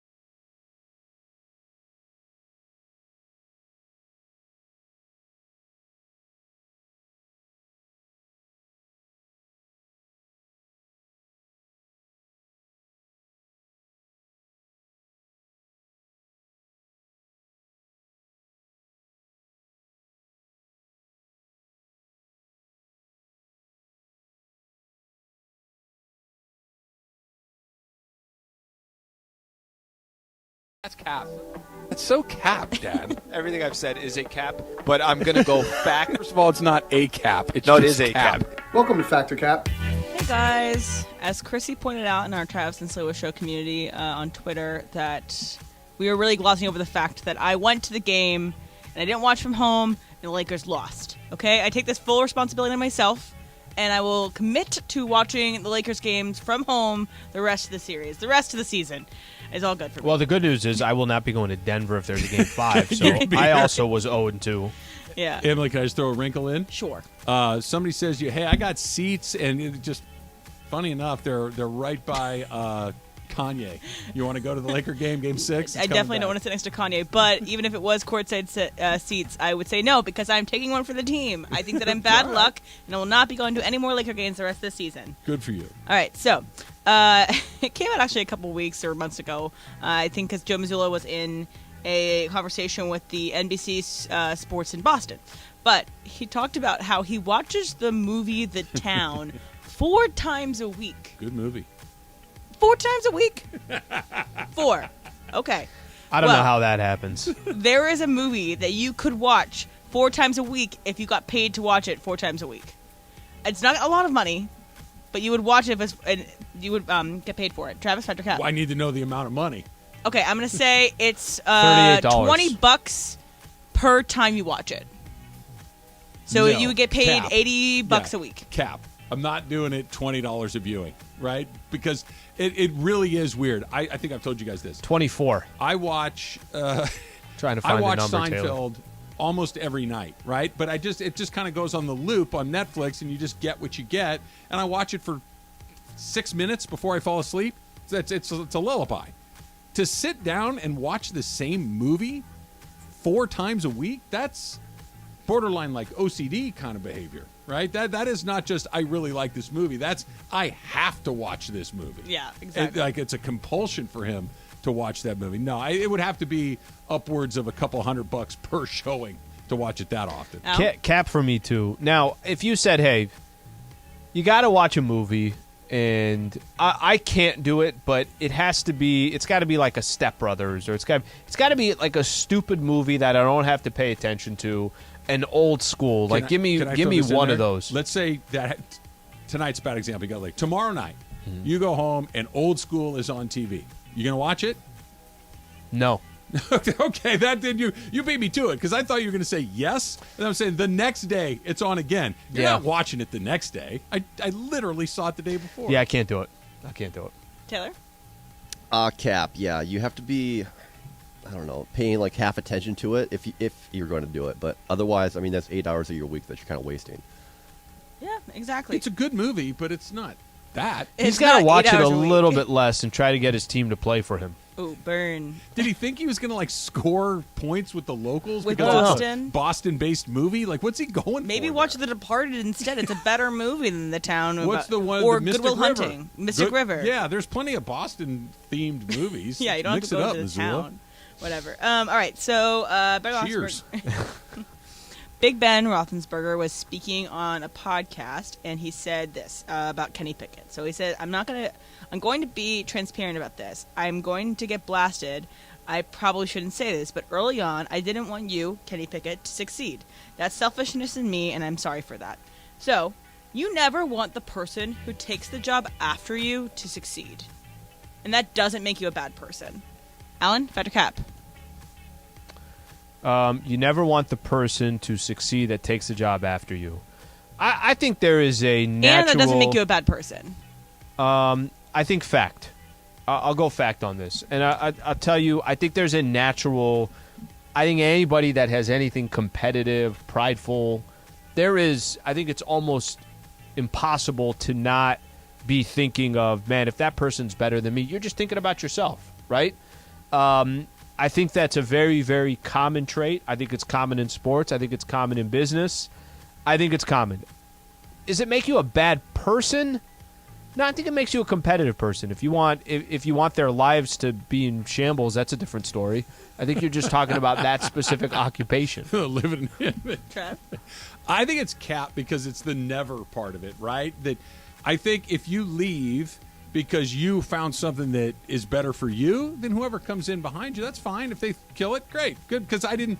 Now, if you get blown out, what of a if you spot, get blown out for somebody else? That's different. Now you want that person to fail times a billion. Kind of how I was looking at it. They made the wrong decision. That's where you do want that person to not only fail in the job, but you want their entire life to unravel. You want everything to go wrong. You're a bad person. Right? Fine. I still want it to happen. I could be the bad person in that. But if I decide, hey, I got an opportunity over there, I'm going to go do it, the next guy can be successful. But if they're like, you suck, you're out, we're bringing another guy in, you're never rooting for that Hope guy. He fails. Yes, of course. Taylor? Publicly. Cap, yeah. If I quit on my own accord, then I don't really care. I'm not wishing failure on them. But if I was fired if they were chosen instead of me, then yeah, they can all bets off. Go to hell. Right, exactly. So yesterday I went to the Melrose Trading Post and I picked up a book from this one bookseller there, and I posted on my Instagram a picture because the guy at the stand had a cart that was from Borders. So do you remember Borders bookstore? Yeah. Sure. I used to love Borders. It was my go-to book place because we didn't have a Barnes & Noble. So there are other extinct stores. So there's Borders, there's Blockbuster, there's Circuit City, there's Toys R Us. So it's weird to have nostalgia for old stores. Taylor, Dr. Cap. I don't think so. It's kind of weird. I mean, you forget about things like that, like some of those names that you just mentioned, until you see them again, and I don't know. It just brings up a feeling of nostalgia, which I don't think is bad. Of capitalism. All right, Travis.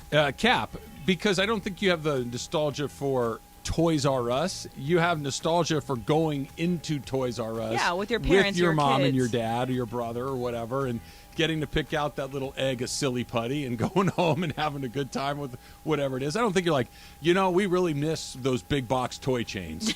we really, if only there were a place. You remember their stock price Right. in I loved '88? checking out there. Huge mistake when they changed CEOs in the middle of the third quarter before the earnings call. Just a terrible, terrible move. You associate it with positive, like Circuit City is a weird one. I bought my first ever expensive thing for myself at a Circuit City. And I'm like, that kind of sucks. It had nothing to do with Circuit City. I'm like, I just remember I bought my really nice TV, Al. It was a really nice TV. And then all of a sudden, like, they're leaving? It felt oddly for no good reason, but it's just, it's the memories. Al? Yeah, I'm Cap on this one, too. I don't think it's weird at all. Even stores that have not closed down that you used to go to when you were a kid. Sure. And then you walk into, and it just takes you back to all those memories. And it has nothing to do with anything else other than the fact that those memories are there. Sports Authority closed down, right? Was that one of them? Yeah. Yeah. Oh, Okay, yeah. Sports Authority was one of them. You said Circuit City. Even like a store like Mervin's. Like I Sure. go back and I think about some of these Mind places. you, your parents. And your sisters. 100%. Yes. So Yes. Totally. All right, so there are now more and more of these smart parking or smart park. Smart park. Smart park. I can't do it. It's gotten stuck in my mouth. But cars that Should will watch The Town 4 times in a week and see if you can figure it out. but cars that'll either regularly park or parallel park for you. But you would feel comfortable riding and letting the car park for you. Travis, Factor Cap. Fact. That stuff works, right? And especially like a parking thing where you're not going super fast. If it's just very slowly backing itself into one of those spots and I can slam on the brakes at any point to stop it, yeah. Look, the robots are coming for us, Sliwa. I'm trying to make friends with them right now. I don't want them to overhear me saying that their parking abilities We're or merging. self-driving. Give them 5 stars. I want them. I'm going to be one of the guys that changes sides very, very quickly. I'm like, I'm with you guys. Once the robots become sentient, I am absolutely on their team. Al? Fact for me too. I think it'd be weird in the beginning, and then before you know it, it's like we'll never remember how to park a car again or how to parallel park any of that stuff. It's like driving stick versus driving manual. Like you I'm forget that in. you had to drive stick at one point. Fact, no question about it. Taylor?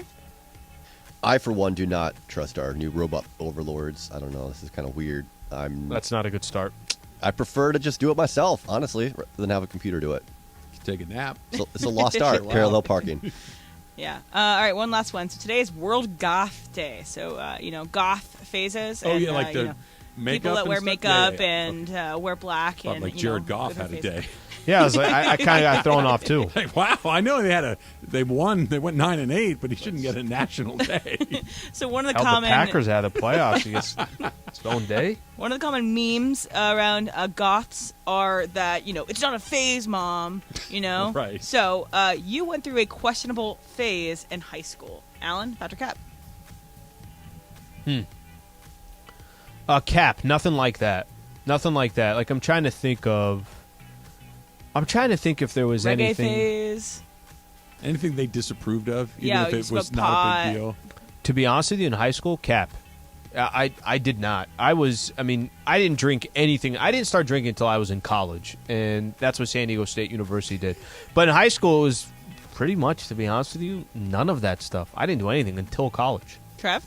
No, I was a pretty straight-laced kid. Like I was the kid. I don't know why it worked on me, but all those commercials, like if you smoke a joint, you're going to be jumping off of a tall building on PCP the next day. That worked on me. I really thought that's what would happen.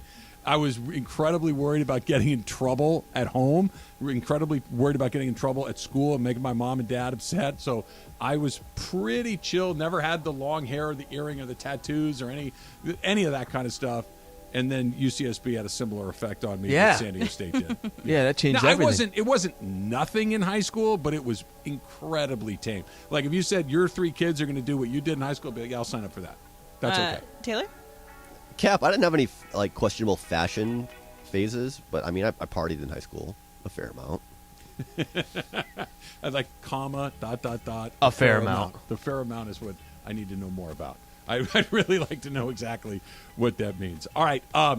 So you said something during the break that I really hope that we don't have to talk about for a while, but now I can't stop thinking about it. It's coming up next. It's Trav and Slee, 710 ESPN. All right, now is a great time to explore your next career at Flowserve, a global manufacturer of pumps, valves, and seals. Flowserve is hosting a job fair at the Rancho Dominguez location off Cashton Street on May 23rd. 10 a.m. to 6 p.m. Flowserve will be interviewing to hire machinists, precision assemblers, and additional manufacturing roles, and are offering a $2,500 sign-on bonus for select positions. Fast-track your way to an interview by applying on flowservecareers.com before the job fair. You can learn more at Flowserve's competitive pay and benefits. Again, the website at flowservecareers.com, flowservecareers.com today.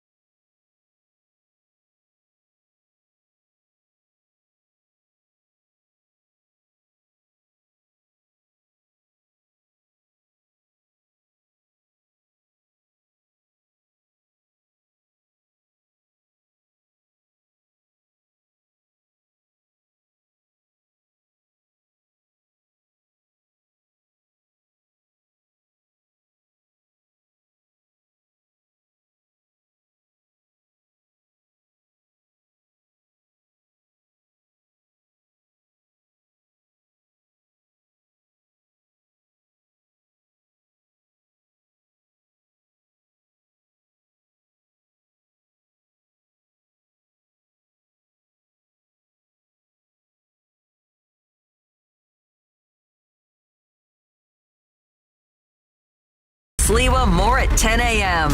And it is Travis and Sliwa, Lakers Game Day Monday. What is on tap? Coming up, thanks to our friends at Michelob Ultra, of course. Super Crosstalk at 12:55 with Mason and Ireland and Travis and Slee. Then the biggest show on the radio, Mason and Ireland, have you covered till 2:30. Then Johnny I's got to get to Crypto.com for Game 4 tonight at 2:30 p.m. Super Playoff Crosstalk. Shadano, Mace, and Andy Kamenetsky sitting in for Cap. They'll walk you up to coverage 4 p.m. The Toyota Lakers countdown to tip-off pregame with Slee. And tip-off at 5:30 p.m. Must-win Game 4. Tonight at Crypto.com, Lakers Nuggets. Hear all of it right here. Your Lakers playoff station in the Southland. 710 ESPN right now. More of Trav and Slee, your Monday.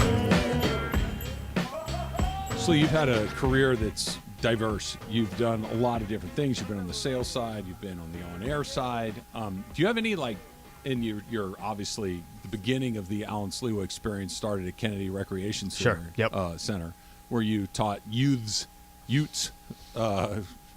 shuffleboard and flag football and things like that. You ever had any athletic administration experience? Because there's an opening in town if you're interested. I have not had, but I should stop by campus today and just go by Heritage Hall. I don't know if you guys have anything going on. I don't know if you guys are looking or if you decided to kind of kick tires on guys yet, but I've always wanted to be an athletic director, and I hear that there's a vacancy here. Mike Bone. Well, that came out of nowhere. Yeah, right? He was let go, left. I mean, call it what you want. The LA Times was getting ready to release a story about him being inappropriate, of him touching people in ways that made them feel uncomfortable, about him not showing up for work events, not showing up at things that he was supposed to be at, meetings, games. And Mike Bone went from the guy that resurrected that football team by hiring Lincoln Riley and the guy that put USC in the Big Ten. We'll see whether or not economically that's going to be a huge win for SC. Yeah. Whether it does what they're hoping, time will tell, to gone in a weekend. Just out of nowhere. Apparently, he had a similar history at Cincinnati where he had come from that was not hard to uncover if you were looking. It's just SC, and I'm just going off the top of my head here. You had the Steve Sarkisian thing, which was terribly embarrassing. Yeah. You had Clay Helton, who was not an embarrassing human being. He was a dignified guy, but a disastrous football coach. Yep. You had that admission scandal that was incredibly embarrassing to the university. The Reggie Bush situation. Sure. Constantly talked about. Yep. That wasn't something that I think a lot of people were doing stuff similar. They just were sloppy in how they handled it. Yep. To this, and it's a series of really embarrassing and similar in that it shows that whoever is making these decisions, and it's been a series of people making the decisions as well, that they don't know how to get the hell out of their own way. That it finally seemed like they were on track, and then we find out that Bone gets removed or leaves, however you want to characterize it, after being here, 4 or 5 years? That's fast. For that job, there's not a lot of jobs better than that SC job, and he's gone. Well, I think, the question is this. What's the association that you have to USC when you describe USC? It started turning the corner where you're not thinking about these allegations or scandals or things along those lines. It did start turning that corner. And Mike Bone was kind of in the center of, like you said, landing the whale. They landed arguably the biggest name in college football when it comes to coaching, and usually if you get that coach, it's going to kind of turn your program around. And in 1 year, Riley started doing that, right? Like you mentioned, they're going to change conferences, and we know the financial what that's going to mean financially for them, and we'll see how it means competitively for them. We were getting ready to start talking about USC's upcoming season and what it's going to mean for the football program. What are the expectations now? Can you get the proper defense to go along with one of the best offenses in the country? You have Caleb Williams, who potentially is going to be a back-to-back Heisman candidate, and everything that comes to it. And now everything kind of comes to a halt. You lose your athletic director with the allegations that, at least on the LA Times, Bone made inappropriate comments about the physical appearance of female colleagues, including remarks about their dress, hair, and weight that staff members said made them feel uncomfortable, according to two sources, USC sources with knowledge of the incidents. Made especially women feeling awkward. This is now your story again. Yep. Now it's we're not going to be sitting here talking about, hey, what you think USC is just one defensive coordinator away from this? Hey, do you think SC is going to get a couple of these defensive guys that now puts them in the conversation where they don't have to score 45 points a game?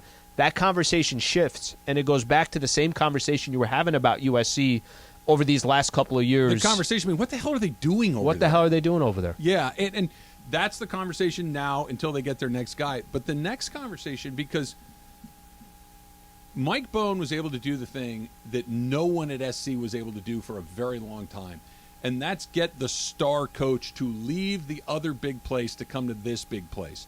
You heard rumors they tried to get Nick Saban, and they were trying to get Urban Meyer, and they were trying to do all these things. And this goes back to like when they hired Pete Carroll originally. They couldn't hire Dennis Erickson. They couldn't hire Mike Bellotti out of Oregon. These were Oregon and Oregon State head coaches. They've always gone looking for these whales and have never been able to get them. And then all of a sudden, Mike Bohn pulls Lincoln Riley out of Oklahoma, and no one saw it coming. It wasn't even one of these, hey, you know what, SC should go hire this guy or that guy. It was just boom. They got one of the best guys in the country, and he was here. It went from the job is open to it's done like that. SC's never been able to do that in that job for a very long time. So while the conversation now is, hey, this is embarrassing, who's in charge over there? Did you guys not do your homework? Did you not care? And it's a terrible look. Lincoln Riley, let's say Lincoln Riley's there for 10 years. Lincoln Riley's a young guy, okay? Let's say he's there for 10 years, which, by the way, is probably the over. Guys don't stay in places for 10 years. It's very, very rare. Now what? Who does it next? Bohn was the guy that showed that he could find that guy or get that guy. And maybe it's just, you need a house in Malibu? Done. You need a house in Palos Verdes? Done. You need private. That he just kept saying yes to everything. Maybe the next guy will do it too. It's not how they've done it. He was an outlier in that. I'm not saying he didn't have to go. If this is true, it was absolutely time for him to go. But what happens when it's time to replace Lincoln Riley? Because it's going to be at some point. He's either going to get cracked in the Big Ten, which I don't think will happen. Somebody in the NFL is going to come in and make him an offer that's too good to say no to, which is probably more likely. Yeah. Or Nick Saban leaves and Alabama is open, or Texas is open, or one of those jobs that is a better job than USC's. And now who? Who's in that spot now? That's the part that is coming next. Right now it's about how did this guy get in the first place? But fast forward 5 years, it's okay, how do we get another whale? Yeah, it's kind of shocking that they just continue to. I think you said it best. They get in their own way. To not be able to do the proper, I don't know what you call it, the proper research. To not, I almost feel like the issue happens and then it's like we'll fix it after. No, what do you mean we'll fix it after? Can I throw something in there? Yeah. Maybe they don't give a damn. Maybe they don't give a damn. Maybe it's all we want to do is have a good football team. All we want to do is win football games. All we want to do is. I thought that's why they kept Clay Helton for so long. Is that they were trying to kind of clean up the integral football. People. Football wasn't the integrity. football wasn't the priority until it was, right. It's like they had Clay. There wasn't a whiff of impropriety with Clay Helton. Not a whiff. He was the most stand-up guy in the world. And everybody says that. Everybody liked him, and everyone was like, "This is a great good dude." We suck. Yeah. It sucks sucking. Okay, this isn't good. Let's go get a guy that can win us some games, and they did. And the guy that got it done. And that's what I mean. Like, do they care? Like, do you think that LSU and Alabama have people full of integrity in that places? I don't, and that's the thing. And I'm not even talking about the administrators necessarily. I'm talking about SC fans. Do you care that this is embarrassing temporarily? It's going to go away. Lincoln Riley's there. Do you care? Today, I know you do. If you want Clay Helton to come back, I think they care. Do they care? I think they care if it starts affecting. And I think it already has. It did that for, obviously a number of years where it affected the program and it affected how people perceive the university. But if they're in the national championship next year and Lincoln Riley's there, then yeah, we got it done. They'll move on. They've already. I know we're talking. Do they care? Is this embarrassing enough to them? Like, look. Doing it right. It's got to be something. Doing it right is better. We'd rather go 0-12 and be filled with integrity. Can I ask you this question? Can't both of those bridges cross together? Occasionally. Not very often. Occasionally. I mean, because I would say that out of all programs out there, all resources that they have, I mean, I'm imagining there's a way that this can cross. They can have often. both. I would just show me where it happens. It does happen occasionally. You could maybe make a case for Duke basketball. You could maybe make a case. And by the way, people are going to roll their eyes and say this. You know who doesn't get in trouble? The Alabama football program really doesn't get in a whole lot of trouble. Right? Nick Saban, I know, is not a popular guy. They don't get in a lot of trouble. Nobody's better than those guys. Then you got other places that are Ohio State they're always good, always in trouble, right? Michigan kind of often. It's just those two things don't go together very often. It just doesn't come around. Unfortunately, they got an opening. You should apply, Slee. Lakers down to their very last game potentially. It's coming up next. It's Trav and Slee, 710 ESPN.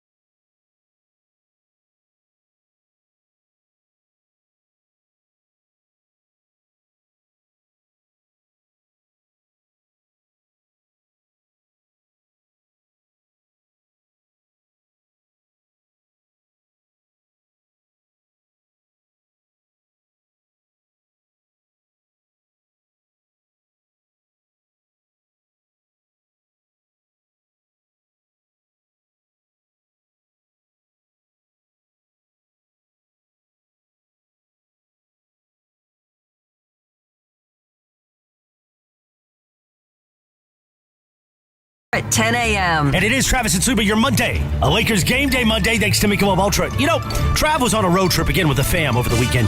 And isn't it always the same takeaway that he has about his family after a road trip? Everyone else is asleep in the car.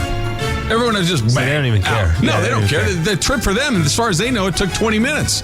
They fell asleep when you pull out of the driveway. They wake up when you're exiting the freeway. I'm sure that as you were getting close to Santa Barbara, I could hear Michael just saying, "Dad, let's just keep driving. I need a little more rest." It was long, and they slept for most of it, and it was miserable. But generally speaking, a wonderful weekend. By the way, when Slee mentions Michael there, he's talking about Trav's youngest son, the great Michael Rogers, who likes Bob Seger, not Michael Thompson.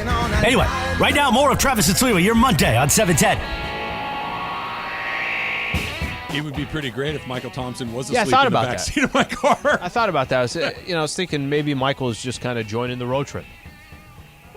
Long legs. He's not busy at all. He would have been able to fit in the Silverado. By the way, that thing's like a lullaby. You're going to have to move your seat up. Move your seat up a little bit. He'll sit behind Susan. She'll be fine. Okay. You can get it all worked out. Yeah, by the way, I'm with you. I'll go anytime it's a long drive. My girl's the same way. Like, we haven't even gone the freeway yet, and I'm looking over. She's asleep? How are you asleep? Hasn't even. We've drove 1.4 miles. We get up to play golf on Saturday morning. Tee times at 7:15. Are we there yet? No, I'm just getting on the freeway. We get up at 6:30, or we leave at 6:30. Get to golf, play golf. We're home about noon. I turn around. Like, where's Michael? In bed, asleep. He was asleep again by 12:15. It's like, what the heck? What's going on here? Do you guys sleep? It's a nap. Do you sleep in the car? Can you sleep like? I can sometimes. It's not. I don't typically sleep most of the time, but if I only sleep, it's like a really early morning drive. Yeah. You know. Yeah, it's all mental for me. How about if you leave at noon and get home at 4? What about then? Because that's a nice little 4-hour nap for the rest of them. Yeah, that not was really me. A different. It's because experience. there's no sound in your car. It's just silent. That's Oh why. yeah, what did you do? Dodger game. Oh yeah, okay. We had the Oh, well, Dodger that's an game. easy sleep. But and they were getting their butts kicked yesterday too, so that didn't help. It was, and then Dodger game ended, Angel game. So I'm gonna listen by myself. I'm gonna listen to what I want. I'm not gonna put on It's good. 2K pop. No, or that's whatever good. That channel is that they like, which I hate. That we had that on for the first 30 seconds until everyone fell out. All right, it's a Michelob Ultra reaction Monday on 710 ESPN. Can the Lakers keep their season alive? We're getting you ready for Game 4 of the Western Conference Finals tonight, presented by Michelob Ultra, a refreshing and balanced flavor with only 2.6 carbs and 95 calories. Michelob Ultra, it's only worth it if you enjoy it. Please enjoy responsibly. So what happens tonight? Lakers are down 3-0. The comeback from a 3-0 deficit, just no. It's never happened. Doesn't happen. Yeah. It's all but done, but it's not done. I still have Lakers Celtics. You do. You could probably get some good odds on that, right? Go to one of those online places. You can find some pretty good odds on it. Obviously, you got to win the night, but how do you win tonight? How do you find a way to win a game when you haven't been able to beat this team in your first 3 times? You've been in every game, but you haven't been able to get over the top. How do you do it? So if I give the Lakers credit in this, and I think this is actually, it's a perfect example of what's going on right now with Boston and Miami. Boston, Game 3, 1,000% gave up. They just gave up on their coach. They gave up on the franchise, and they basically mailed it in a Game 3. They were done. If there's one thing I give the Lakers credit for, they were beat 3 games. It's not that they gave up. It's not that they weren't trying. It's not that they didn't want it. It's not that the message of Darvin Ham went away. It's none of that stuff. The Denver Nuggets are playing superior basketball, and there's no other way to put it. Yep. How do you prolong the series? Because that's all you're really trying to do. You're just trying to survive tonight. You're just trying to send it back to Denver and then figure it out from there. I think to prolong the series, if I'm just worried about the Laker players, I think, number one, you get very happy. You get very excited when Pizza Hut starts delivering some food. I didn't say anything. I just The had to look on your face. Just saw Kate's and Steph come through with a whole bunch of pizzas. Anyway, Why don't you finish this one up? I'll be right back. I think for the Laker perspective, how do they prolong the series? Number one, I really would like to see your 5 best players start the game. I agree with you. And throw Rui in there, throw Dennis Schroeder in there. Take your chances with that, because it seems like the Lakers are – the tone is being set by the Denver Nuggets. At least Game 1 and Game 3, the tone was set by the Denver Nuggets. Is there any possible way that you can get the crowd behind you? You could have 5-7-point lead at the end of the first quarter. Throw your best 5 in to start the game. I would take D'Angelo out of the starting lineup. I'd take Jared Vanderbilt out of the starting lineup, who, by the way, Vando you expect less of, has really done nothing all series. Right. D'Angelo Russell you expect more from, has done nothing all series. I would like to see that. Take your chances with that starting 5, and I think just to go off of what the Lakers have done all year, you've been behind all season. At the trade deadline, the chances of you really making any noise, nobody would have thought you were going to go this far. You got nothing to lose. Just let it all fly tonight. They need to play. Whoever is hot keeps playing until they're not, or they're literally about to fall down because they're so exhausted. I know that to say it's a literal must win, but what are we saving anything for, right? This idea of if Anthony Davis needs to play 45, 46 minutes tonight, then he needs to play 45 or 46 minutes. If LeBron, you got to do it, then you got to do it. And if D'Angelo Russell isn't giving you anything and Dennis Schroeder needs to play 45 minutes, then he's got to play 45 minutes and figure out Wednesday on Wednesday and go from there. I'll go back to baseball, this idea of, well, why did you pitch this guy tonight? Why not? I'll worry about tomorrow. I got to win tonight. It's the playoffs. I don't know what's coming next. I have to use this and this. Well, D'Lo's going to come around. He's a good shooter. Well, okay, fine, but he hasn't. I cannot have tonight be the night where I'm hoping it happens. I'm going to start with the guy that has been giving me something along the way. Run more plays for Austin Reeves, by the way. Have him get more involved in the offense. He's been a really good offensive player. I know that it's an awkward conversation. I don't even know how you would do it. You got to get LeBron to take no threes or a lot less threes. That it's just not going down. Was he made 2 in the whole series? I think maybe 3. Okay, 3. I think he actually 3 for 9 in the last game. Those are the 3 that he's they're made. wide open threes for a reason. 3 of 19 from 3. You're not going to say LeBron stop. But at some points, like it's not going down. We have to find something else. Let Anthony Davis have a million shots. He hasn't. By the way, can I just say something on AD too? Fourth quarter, game 3, not great. 2 points, 2 rebounds. It's just, look, it is what it is with him, right? He's a really good player who sometimes disappears for way too long of a stretch. And it happened again. If it happens again tonight, they're out. I mean, they're probably out regardless, win tonight. I thought you made a good point earlier. I think you're going to have a really good idea of what the entire night's going to be like based on what it looks like at the end of the first quarter. Yeah. If they're in it, I think they're going to fight like hell. If they're down 10 points at the end of the first quarter, and by the way, 10 points in the NBA is nothing. Sure, but nothing. it sets a tone. It sure does. And like you mentioned, the crowd, are you in it at that point? As the crowd started to kind of say, okay, good run. Hey, you started 2-10. You were in 13th place. You made had to the Western the Conference Finals. You got to where you are. Good on you guys. Or is it hey, this isn't over yet? I know that they're pro athletes. I know that they don't have any quit in them. I know all these things. But you also understand basic math, and coming back from this is literally never happened before. Well, I think actually a couple things you mentioned there. I think I know they're pro athletes. There's never quit in them. No, I think there's definitely pro athletes that have quit in them. This team has not shown that. These guys have not shown that. You said something about Braun. This was a argument/conversation in the last pregame. I was telling Michael, I'm like, hey, look, do you like these shots that he's getting? I wish he'd get to the basket. I wish this. And Michael goes off on this. You want to tell LeBron freaking James what shots to take and what not to take. Kinda. Which, by the way, I get what he's saying. I understand what he's saying. I don't want to tell LeBron James to do anything. I just want to win the game. And if winning the game means you're better off doing something different, whether it's LeBron James or not, that's the argument that I was trying to make. Do it? How do you have that conversation? I think, for me, I think there's one person that can have that conversation with him, and it's probably not going to be the person that you're thinking of. I think it's Darvin Ham telling him, listen, this is just let me lay this out for you. When you settle for a 3, every single member of the Denver Nuggets is saying that's a good possession for us. Yeah. Every single person from the Nuggets is saying that. I get it. We try to, I think sometimes it's easy for us to forget. No, Bron, just go to the basket. Bron could be in his 40th minute of the game, and Bron could be saying to himself, I have to have these threes fall. If I don't have these threes fall, then I can't be as dangerous, or maybe I'm out of gas. So there's just kind of this balance here, and I remember telling Michael that. Michael's like, you can't tell Bron not to do this or not to do that. I understand Michael's point, but I also understand your point, and I'm curious what Laker fans think should happen tonight. 877-710-3776, because, listen, there's some stuff has been obvious for a while now, but it's become impossible to ignore in this series. Things are happening to LeBron, and by the way, there's an explanation for him. There are 2 doctors that have said to him, hey, you got to get that foot fixed. No, I'm going to play. Okay, so he's hurt. Whatever you want to, how hurt and what it is, we're not going to know. We probably will never know the extent of it. We'll probably won't know when and if he gets it fixed, but he's hobbled by the foot injury. He's in his 20th season in the league. How many playoff games you say at 280? He's at 280. 280 playoff games.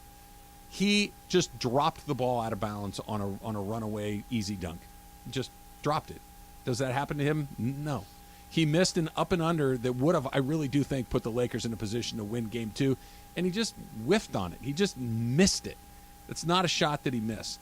Put together that with his jump shot in the last, really all postseason. He just is not shooting the three-point shot. It's flat. He just doesn't have a – and you watch his jumper, more often than not, they're short, right? You're just seeing him miss a bunch of these short. That's usually fatigue. You look at his ability to attack the rim in pockets, sure, but over and over and over again, he just can't. And it's nobody's fault. He's 20 years in. 200. Tonight will be his 281st playoff game. He's gassed. He's tired. He's been around the block so many times, and he's still at a level where he's one of the 5 or 10 or 15, whatever you want to say. Sure. Yep. That he's still in there. It defies explanation that he's starting to really have moments where it's like, oh, yeah, right? Isn't a surprise, but it also, if they have any hope at all, it needs to disappear at least for a night tonight. He's got to find a way to time machine it back to 5 years ago. And I don't know if he can. If he can't, then nobody can, because he's been the guy that's been able to do it more than anybody else. I want to hit on something when we come back. I want to point out there are two things that I thought coming into this series that Lakers can go toe-to-toe with the Denver Nuggets on. And I've been completely wrong on it. I don't know if it changes in Game 4, but I think that's the reason why the Lakers are down 3-0. We could do that when we come back. All right, we're going to do that. Coming up, Travis Lee, 710 ESPN. Make a fast break to FanDuel during the NBA playoffs, because right now new customers can get a no-sweat first bet up to $1,000. Visit FanDuel.com/play and get a no-sweat first bet up to $1,000. FanDuel, the official sports betting partner of the NBA. The home of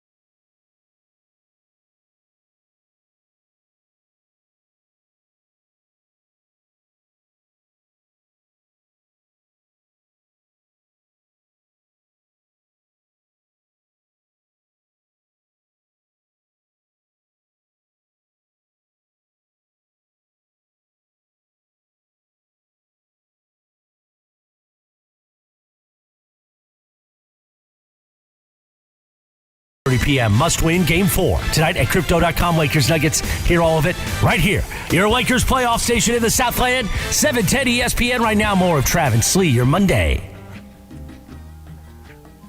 What do you got there, Al? Just show it here real quick. You got the entire. Oh my gosh, you got a whole pizza. Yeah, I had a slice of one of the other multiple pizzas that were in there. That looks amazing. By the way, why did we eat our slice so fast? We didn't even enjoy it. Well, we got a little commercial time in there, so I'm going to enjoy slices 2 through 4. Okay, so one was more of a necessity. Brand new from Pizza Hut. Yes. The cheesesteak from Pizza Hut. So we got peppers on here, onions, grilled sirloin steak, something new that they're doing, and you could download the app. Just make it easier. Get the Pizza Hut app. That way you can just order right there. You don't have to worry about anything. Don't go on the pizzahut.com, all this. Oh, you can go on pizzahut.com, but just download on the app. I want this. Convenient. And then it shows up, and then you're eating cheesesteak pizza. Taylor went big over there, too. Taylor had a stack for the table. For the table. Oh, yeah. It's a growing boy. Well, now, here's what happens, and I get your strategy. If you don't go early, by the time we go to break, this thing could be gone. Just, okay.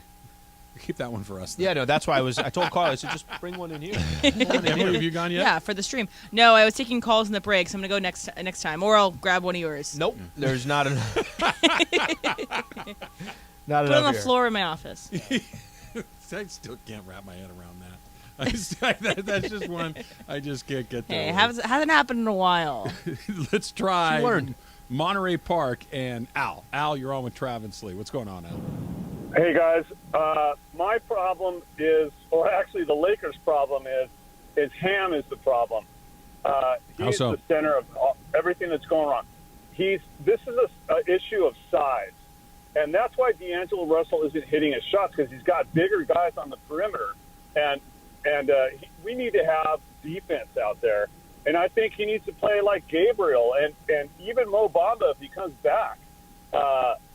And all the way down the line, put Vando on Porter. I mean, sometimes I think Reeves is too small on Porter to guard him. I mean, he's fine. We need him for offense, but really, D'Lo just needs to sit down, and he's just shitty on defense. Let me hop in there real quick, Al.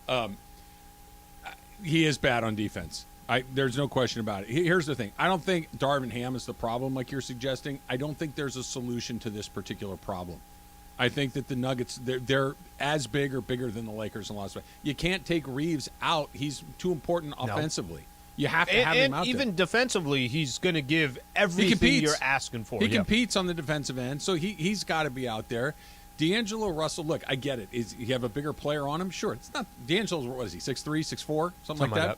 Yeah. So he's not undersized, but he's not a big guard. He's had bigger guys on him his entire life, right? He's an NBA player. You got to make shots. D'Angelo Russell isn't missing a bunch of shots because they're all highly contested. He's just missing a bunch of shots. He was 1 of 8 last game. Yeah, this is not if you do this instead of that, if you play this player instead of that player, sometimes the other guys have an answer to your moves. Sometimes you just need to make more shots. And right now, I don't know if they can. They need to find a way to get more offense from somebody that has given them nothing. D'Angelo, Beasley, Vanderbilt's not going to give you Lonnie offense. Walker. Yeah. Somebody's going to have to step up and give you something, because you're kind of getting what you get from AD, LeBron, and Reeves. You're going to need to get something from somebody else. Here's the tough spot that I think Darvin Ham is in.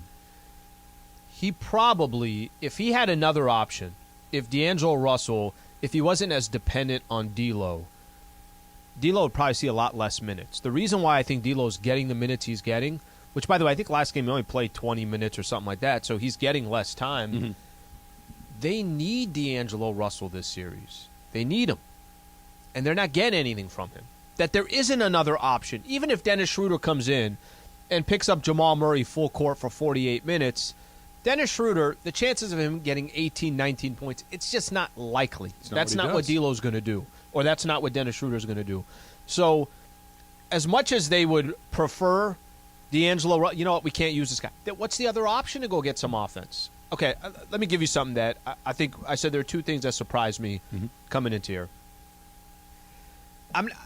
I thought Joker would be great, as he always has been. But there were also numbers that supported Anthony Davis has done a good job on Jokic, right? And I think the Lakers have for really the last couple of seasons, they've matched up well against Denver. It's not like this, oh my gosh, Lakers are screwed, or anything like that. I thought Anthony Davis and Joker, saying they're a wash is too much, but AD is going to do enough on the defensive side. Joker's going to be a triple-double machine. Jokic is so much better than Anthony Davis. He is. I don't know what else you want me to tell you. He's an incredible basketball player, advantage Joker, and it hasn't been close. Okay? The Jamal Murray piece. Can I give you his numbers in these 3 games? Sure. 37, 7, and 6. 37, 10, and 5. 31, 5, and 5. He has 9 steals in these 3 games against the Lakers. I could make the argument Jamal Murray's been the best player in the series. Sure.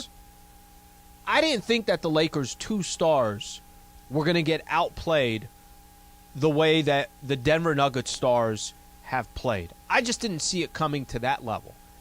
Jamal Murray, if I'm making the case that he's been the best player in the series, then where does that put that matchup, Jamal Murray-LeBron?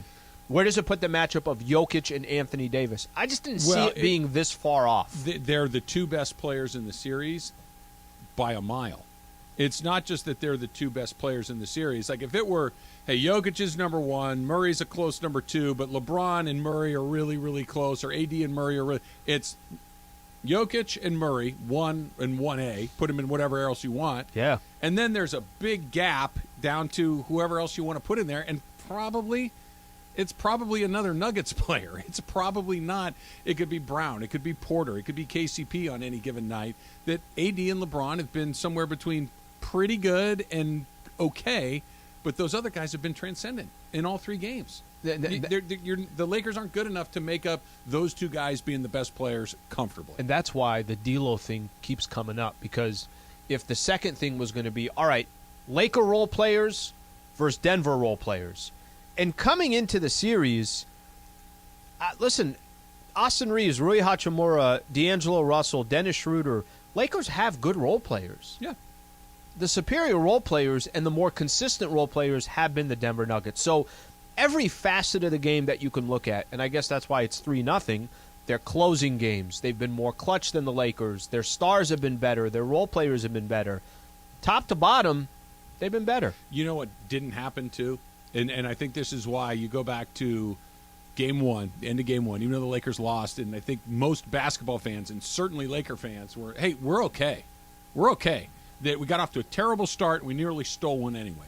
They figured out how to at least make Jokic work for whatever it is he was going to get by putting Hachimura on him. And Michael Malone's like, guys, everybody should chill out. We're okay. Denver got really tight at the end of Game 1. The second that game got within 6-7 points, it felt like Denver was squeezing the you-know-what out of everything. Just let the clock run. And tight, making bad decisions, throwing bad passes. Those shots. Joker had a lot of turnovers. Yep. Nothing about it looked smooth and easy. And we're thinking, okay, they're going to panic if the game gets close. They're not ready for this. LeBron's not going to panic. AD, I've been incredibly critical of AD for a variety. AD is not going to panic in those moments. He's been through these. He's been on the Lakers for long enough now to know that this is what it is. The Nuggets were ready for all this. The Nuggets haven't really panicked. The games are getting close. They were incredibly chill in Game 3. Like you said, they're down double digits halfway through the third quarter. They were up double digits halfway through the fourth quarter. They knew their run was coming. They knew they had the 2 best players on the court. Just keep playing, guys. It's going to turn. That is, even though they haven't been to the finals, even though Jokic and Murray are getting ready to go into uncharted territory, they sure don't look like it. They do not look like new guys. They do not look like guys that have never been this far into a season. They look really comfortable with the weight that has been on them, and the Lakers were never able to make them sweat it even more by winning a game or pushing these games. They've been really comfortable this whole series, minus the last 5 minutes of the first game. Other than that, they've been really, really comfortable. Even in that last 5 minutes, Murray hit some free throws. Yeah. They closed out the game. Have you been more impressed? We're 3 games in. I thought for me, Game 3 was the most impressive I've ever seen the Denver Nuggets. That was the game to me. It was like, wait a minute, you're already up 2-0, and you're the one coming out and setting the tone in this game. And you're the one in the fourth quarter going on a 13-0 run when the other team has to win. They've that was their best game because it was on the road and because they were behind. But it was, even though they were behind 11, it never felt like, okay, they're getting ready to lose. It was, you better knock them out. This 11 better turn into 16, and 16 better turn into 19. 11 turned into 5, turned into down 2, turned into down 9, turned into down 12. Mm-hmm. It just went the exact opposite direction. The Lakers aren't as good as the Nuggets. It sucks, but it's true. And they're going to have to get a little something Send it back extra. to Denver. That's all.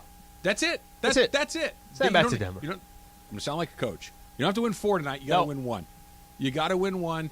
Make them sweat it a little bit. Yep. They haven't sweat it at all. What is Greg doing? Can you give me a play-by-play of what? Open box 1. Okay. Yeah, closed box 1. Open box 2. Okay. Wait, taking a good long look at box 2. Well, Still I don't looking. think he knows right Closed now. Box 2. Box 3 now open. It's the cheesesteak now from he's Pizza onto Hut. the melts. He's onto the melts. There was a series of melts over there. Now Does he touch anything? I could see him, but that's my only thing with Berg. He's just Is it almost like that? I think he typically goes on diet or tries to eat pretty healthy. Yeah. So do you just want to like waft it? Does he just want to smell them a little bit? It could it be, smells which really is good. weird if he does that. I think I just saw him put a melt in his back pocket. I think he just put a Philly cheesesteak melt in his back I could see pocket. him like at the game, Laker game tonight, just in one of his pockets here, just taking a little piece out. You know my jam. Yeah. A little Uncrustable in the pocket. Why not a Pizza Hut melt? Put And that melt Uncrustable in right the pocket in sounds like a really good recipe to have it like, have jelly in your pocket. There's some risk involved, but all good things in the world, Emily. There's no risk. Got to take risk in life. No reward. Got to put that Uncrustable right in the suit pocket. Pocket tot. Right? And how often do you get bumped? Not that often. Plus, it's on the inside of the jacket. You don't have to get bumped when you're at a crowded stadium. No, I'm not getting far away. I like to get nice. He walks like this. I'd like always people has stay some away from me. separation. People give me a nice wide berth because I'm going to come out on the right side of most bumps. I'm team bump. Shohei Ohtani 3 different ways yesterday, Slee. We'll explain next. Travis Slee, 710 ESPN. So I took the Silverado to Santa Barbara this weekend. Me, Susan, kids in the back, and the entire bed loaded up with all of our gear. You've been thinking about it, right? That new Silverado. You got to get yourself out to Rotolo Chevrolet in Fontana. If you're thinking, Fontana's out there a bit, check it out at RotoloChevy.com. ROTOLO, RotoloChevy.com. And that incredible customer service that you get in person when you walk onto the lot right off the 210 freeway, Sierra Avenue exit, Rotolo Chevrolet. You're going to get that same experience online as well because it's all up front, it's all transparent, it's all right there for you to see, so you're going to feel great about it. That's how Rotolo Chevrolet has been Dealer of the Year 13 years in a row. That's how they're number 1 in sales volume year after year after year by making sure that people get taken care of and feel great about the experience they have at Rotolo Chevrolet. It all starts at the top with Mike Capozio, right on down to every single person there in the store. Go check it out for yourself. Right off the 210 freeway, Sierra Avenue exit in Fontana, and tell them that Travis sent you to Rotolo Chevrolet. The biggest show on the radio. Mason and Ireland. No, it's not negative. Because I don't like something and you do, it's negative? Yeah. If you don't like something... agree with Mason, you're negative. I'm negative because he does something, you're being negative about it. Up next at 1 p.m. on 710 ESPN. Now listen up. I only have 30 seconds to tell you all about my first Netflix show, Fubar, before this ad self-destructs. I play a spy who on his last day on the job discovers that, surprise, his daughter is also a spy. Can you imagine that? Together, we both go commando to terminate a very bad guy. Now remember the date now. May 25th, Fubar is going to blow up on Netflix. This Netflix ad has been terminated. The Dell Technologies Summer Sale event starts now with limited quantity deals on select performance PCs with Windows 11 Pro. Save on select Vostro laptops with built-in security features and select Latitude laptops with enhanced privacy, collaboration, and connectivity. Save on essential accessories, plus free shipping and special financing with Dell Business Credit. Dell Technologies recommends Windows 11 Pro for business. Call a Dell Technologies advisor at 877-ASK-DELL. Offered to business customers by WebBank, who determines qualifications for and terms of credit. Memorial Day is next Monday, so I should start feeling sick Thursday. 5-day weekend, here I come. Now your top reasons to visit Morongo. Oasis Pool, Lazy River, and Water Slide now open. Number 2. Memorial Day freebie. Rewards members get an American flag writer's kit for all the memories you make at Morongo. And the number 1 reason. Dionne Warwick, live June 9th. Get tickets now. Morongo, good times. I switched to Boost Mobile and got a free Samsung Galaxy A23 5G phone. Want to know the best part? It was free? Nope. The fact that it's on America's largest 5G networks? Nope. It's the ding. Oh, yeah. Love the ding. Right? It's all about the ding. It's the dingarooski, the dingaroner, the ring-a-ding-ding. Unleash your power to save with Boost. Get a free Samsung Galaxy A23 5G phone when you switch. Boost Mobile. Unleash your power. And the ding. Limited time offer. New customers only. Available on select networks. 5G not available everywhere. One device per line. Tax excluded. Additional restrictions apply. See your local Boost Mobile store for details. Mason and Ireland. The OGs of LA Sports Radio. Mason, Ireland. Like I always think the job I'm best suited for is paramedic. I always thought I would be a really good paramedic because I'm good in a crisis. I'm very calm. What? Why am I laughing? Yeah. John, do you know why I'm laughing when he says good in a crisis? I don't see it, but I'm glad you have the confidence that you could do it. I do. Remember, I am good in a crisis. So the last time we were in a semi-crisis, there was a big gust of wind at our golf.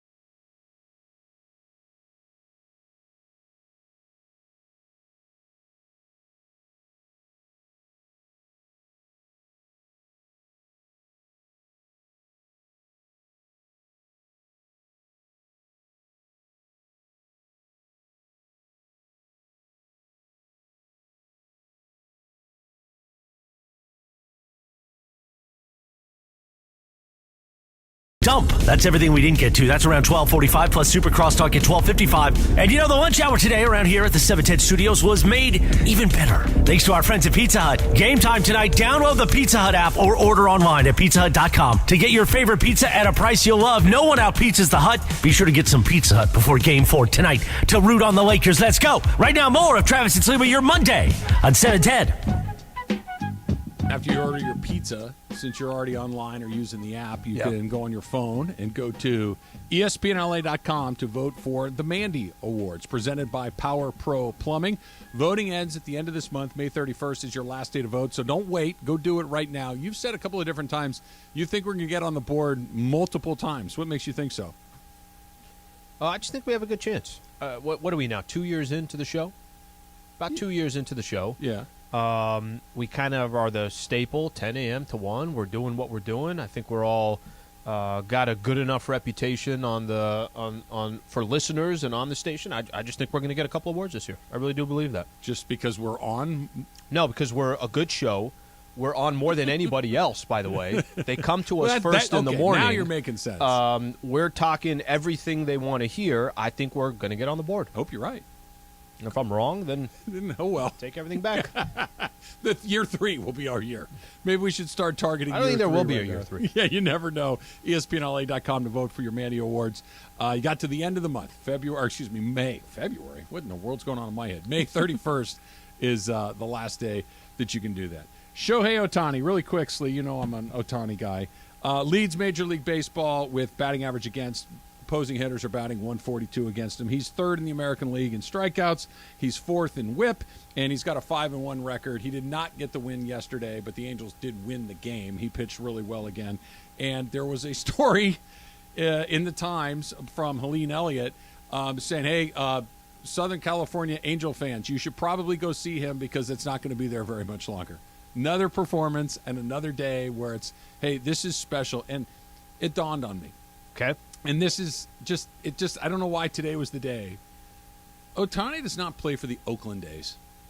He does not play for the Cincinnati Reds, two teams that don't have any money and really kind of have not had much success at all. And it's just, you just got to wait for this to expire so we can go to the next place. He doesn't even play for a team like the Tampa Bay Rays, who know exactly what they're doing, but just don't have the economic firepower to sign a player like that.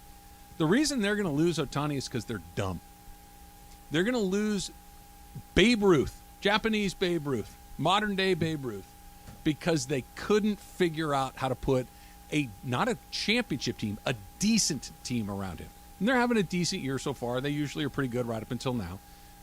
But this is a player that we've never, ever, ever seen before, probably will never see again. And the reason he's almost assured to leave is because you couldn't figure out how to make or at least get close to the playoffs once in 6 years.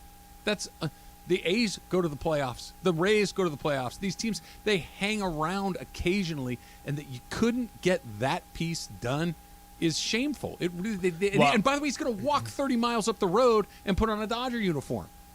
the thing that I respect about him so much is he's had no problem telling them for the last couple of years, guys, I'm trying to win. So I'm going to give you a chance to get your act together. I'm going to give you the benefit of the doubt to know that if we're not winning, there's a good chance that I'm going to leave your franchise. And sometimes, look, it's not going to come down to money. It's not going to come down to maybe it comes down to market, but it probably won't. I think it's just going to come down to the money is going to come. Yep. The endorsements are going to come. Do I have a chance year in and year out to compete? And I'll never forget that speech that he had before the WBC, before the championship.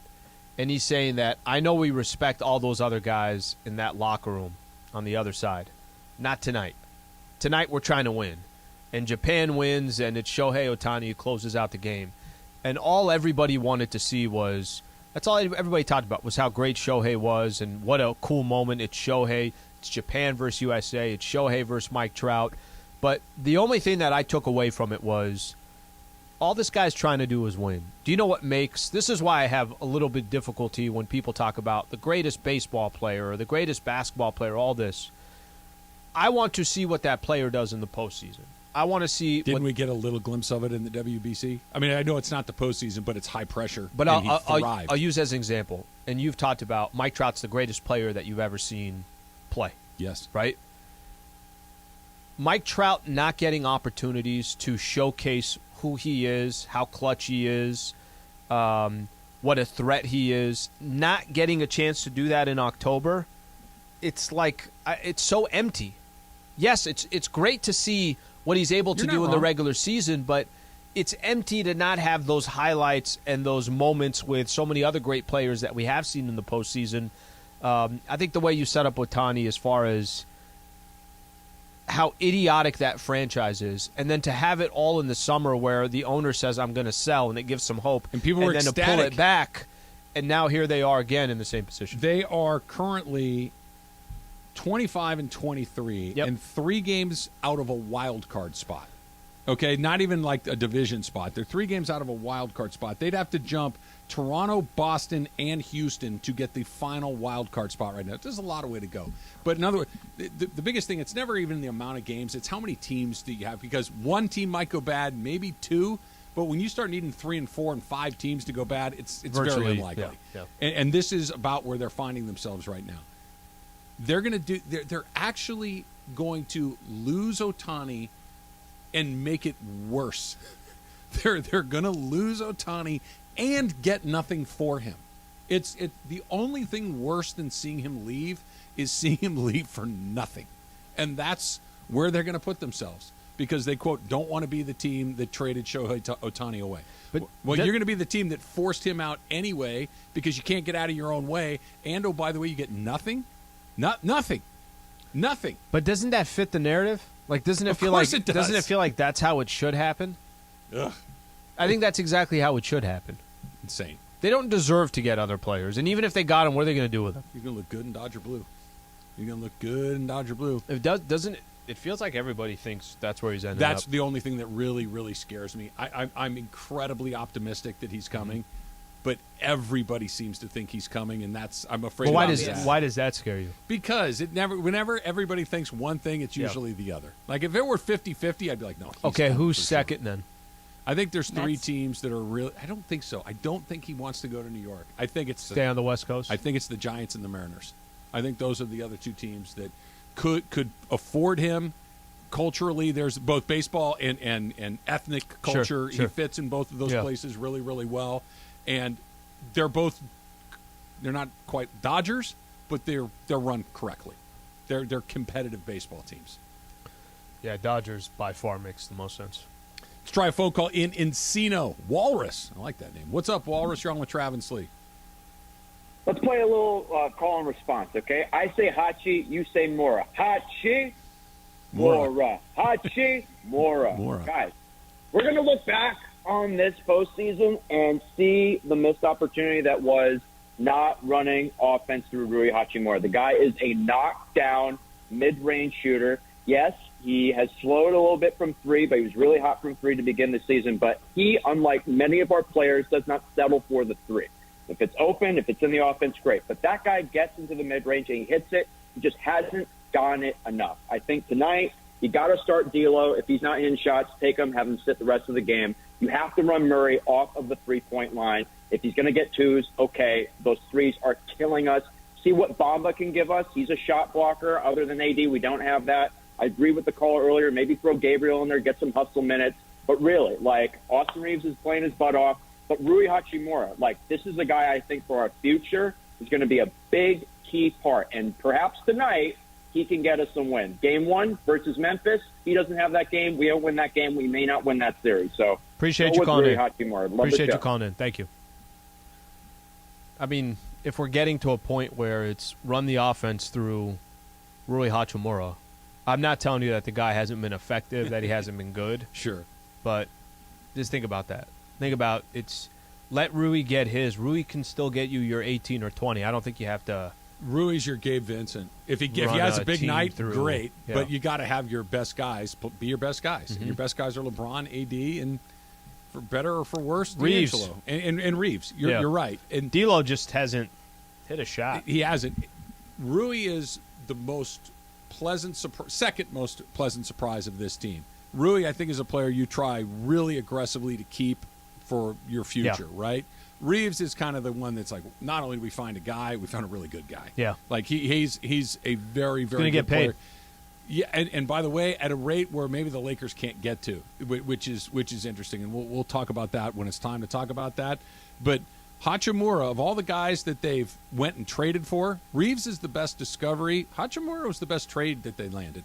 He was. He's been much more valuable than D'Lo. Plays defense, too. Much more valuable than Vanderbilt and Beasley. Much more Vanderbilt than any of those guys. Mo Bamba. Yeah, he hasn't played. He's been hurt. But these are the guys that they kind of got something for nothing. Reeves they discovered in their own program. And Hachimura was, we talked about at the time, it's a second-round pick, right? It's if it works, great. If it doesn't, oh, well, you didn't really spend a whole lot to go get it. It's worked. And they got to figure out where to go from there because – can you pay both those guys? Reeves is probably higher. Well, you got to make room for Kyrie. Stop, man.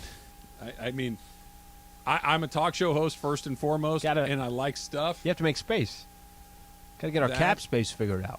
Is such an incredibly bad idea.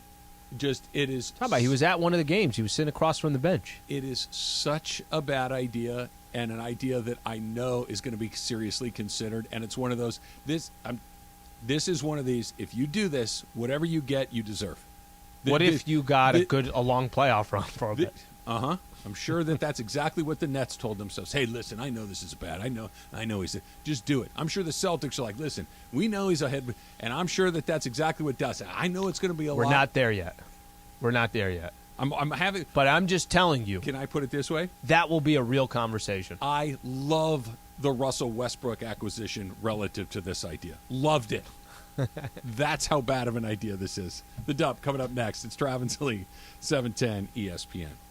Hey, if you get hurt in an accident, car accident, truck accident, motorcycle accident, dog bite, any of these things, you need to call Sweet James because not all accident attorneys are created the same. Not all personal injuries are the same. Sweet James has been awarded Best Attorneys in America, and personal injury, it's all that they do. Their success is driven by their passion to help you, their clients. So where does that passion come from? Well, it starts with Sweet James having worked at insurance companies, for insurance companies, and seeing that they weren't taking care of people with what they deserved. It's just what they could get away with. And Sweet James is going to make sure they don't get away with it with you. That's why he spent nearly the last 20 years making sure that you get your car fixed, making sure that you get the medical care that you're required, and life-changing settlements to the tune of over $1 billion collected in his nearly 20-year career. So if you're hurt in an accident, make the call that I've made after my kids have been involved in accidents, my friends have made after their family members have been involved in accidents. Call the accident attorneys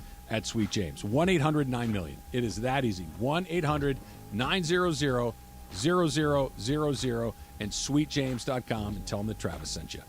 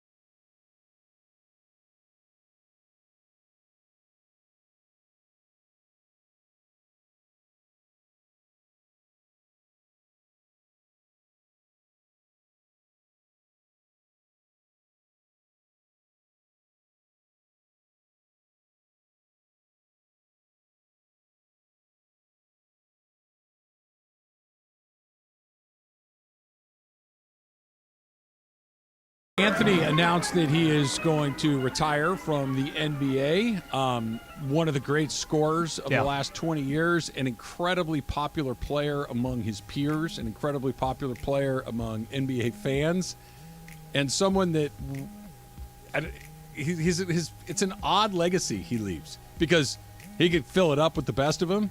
But when you think of Carmelo Anthony, you don't think of a bunch of winning. You don't think of a bunch of iconic moments. You just think of him scoring a whole bunch of points, and that's kind of it. Is this what we're going to do? Because I was going to go on the same thing. I was going to tell you that. I'm not trying to be mean here. Yeah. I thought he retired already. I thought he retired. There's officially retired, and then there's functionally retired. He did. Look, he had one of those. Let me give you a good example. The New York Knicks are not known as a winning franchise. Nope. And when he was a part of the New York Knicks, it was exciting basketball without winning, without like a real chance to win. There's certain players that you look at and you associate this player with winning. I just never saw Carmelo like that, right? And he was. Let me ask you this: he's the same draft class, right? Yeah. Him, Carmelo, LeBron, Dwayne Wade. Yeah. There's winners, yeah, right? The Wades, and maybe it's just as simple as you're with the right team. You're not. It's a huge part of it. Miami and Pat Riley and Dwayne Wade there. I think that probably has a lot to do with it. It's a huge part of it, but there's also in basketball, if you are one of those guys, you should at least get a couple of really good looks at it, right? Even guys that Reggie Miller was in the middle of the Michael Jordan era, right? Yeah. He got a couple of pretty good looks at it. Patrick Ewing, Barkley, like they got a couple of John Stockton, Karl Malone. They got a couple of looks at it in the middle of these things. He never really did. And one of the ways to think about it, turn on highlights, Melo's going to be like, oh my gosh, Melo was going off tonight. But if you were playing against a Carmelo Anthony team, were you ever afraid he was going to kill you? Not for me. He might win a game here and there, but it wasn't one of when Michael Jordan came in, you're like, he's going to do something to us. When LeBron comes in, he's going to do something to you. Even Allen Iverson, like, he's going to do something to you. Carmelo was, he might get 40, but they'll probably still lose. So can you be one of those guys, but not one of those guys? Sure. You can be one of the more popular guys in the NBA. You can be a consistent all-star player, but you don't look at that player and say, Carmelo was going to go take you through 3 rounds of the playoffs. I never looked at him that way. He's a deadlock cinch Hall of Famer. And I don't. Every team has like different rules to this. He could be one of those weird guys too that gets his number retired in a couple of different spots. Denver, absolutely. I know that he left with some acrimony and it wasn't great. But where would he get it retired? Denver, New York? Yeah, for sure. Right? I mean, why not? Is it just do the Knicks have that same thing about not retiring people's number? I don't think so, or else they wouldn't have retired a number in 50 years. You got to put Patrick Ewing's up there, right? Well, yeah, I guess if you're going to think about, it's kind of like you can't tell the story of the Knicks and any of these generations without mentioning Carmelo Anthony in it. Here's what's funny. I think you can, because there is no generation. Yeah, but the last time he's their best player for 10 years. But the last time that I see the Knicks, I see them in the Ewing and Starks and like that. That's how I see the Knicks. I don't really think they've been relevant. I know they've made the playoffs. Yeah, you're right, but he also was one of the best players in the NBA at that time. His team stunk. That's why I think it's so complicated. His teams were never dangerous, sure, but he was. And usually you got one dangerous guy, you got a kind of a little bit of a feel for it. They also he was never really that guy. They won't like retire 15 because Jokic wears it. And he also won't even be the same, like, he won't be the best 15 ever on the Nuggets, obviously, because it'll be Jokic. Even if the Denver Nuggets don't get all the way there. Look this up, Emily, for me. Look where Carmelo Anthony is on the all-time scoring list. He's way up there. He's way, way up there. 10th, Carlo's 10? showing 9. Is he 9, Carlo? He's 9th. So he might be, and I know that Jokic is 2-time MVP. They might win a championship with him here in the next week or so. Carmelo Anthony is one of the best, if not the best Nugget of all time. He's second worst at best. To have 2 15s hanging up there. The Yankees have retired number 1, I think, like 6 times. 6 different guys went, he's retired and he's retired. Does that, by the way, does that say anything that they allowed Jokic to wear 15? Well, keep in mind, when he left, super hard feelings. That stuff goes away. On both sides. That stuff goes away. People hate each other's guts. 20 years goes by, you're old, you got a bunch of gray in your beard, and you can kind of let a lot of that stuff go. Brooks Koepka wins the PGA Championship. Can you be under the radar and win the championship because Michael Block was getting all the headlines? But he not only won his major, it was his 5th major. Only 20 guys have won 5 or more of those things. Wow. Is he the first LIV to win, too? He's the first LIV player to win a major championship along the way. And by the way, just missed going back-to-back. Remember, he was in the final group at the Masters before Rahm took over. So congratulations to Brooksy. Jenna Sims not in the house. Brooks is very telegenic. Wife who was part of the Full Swing show. What? I can't believe you missed it. She wasn't there. She wasn't there along the way. Beyonce and Jay-Z that's the only story I care about right now. Building a $200 million Malibu oasis designed by the same architect who's crafting Kanye West's oceanfront home. What do we do with that information? $200 million. Like, just think about what happens if they go over budget by $30 million? Well, you might as well just keep going. It doesn't matter. It's like SoFi, right? SoFi went over budget by $1 billion. They say, just finish. We'll get it done eventually. Worked out all right. But it's not just in the thing. The thing is, they have both her salary and her earnings and his earnings. That's insane. The amount of money that they could possibly have together. Must be really tough to get a loan. Cash loan? They're going to stroke a check. There's no loan going on in the Jay-Z, Beyonce household.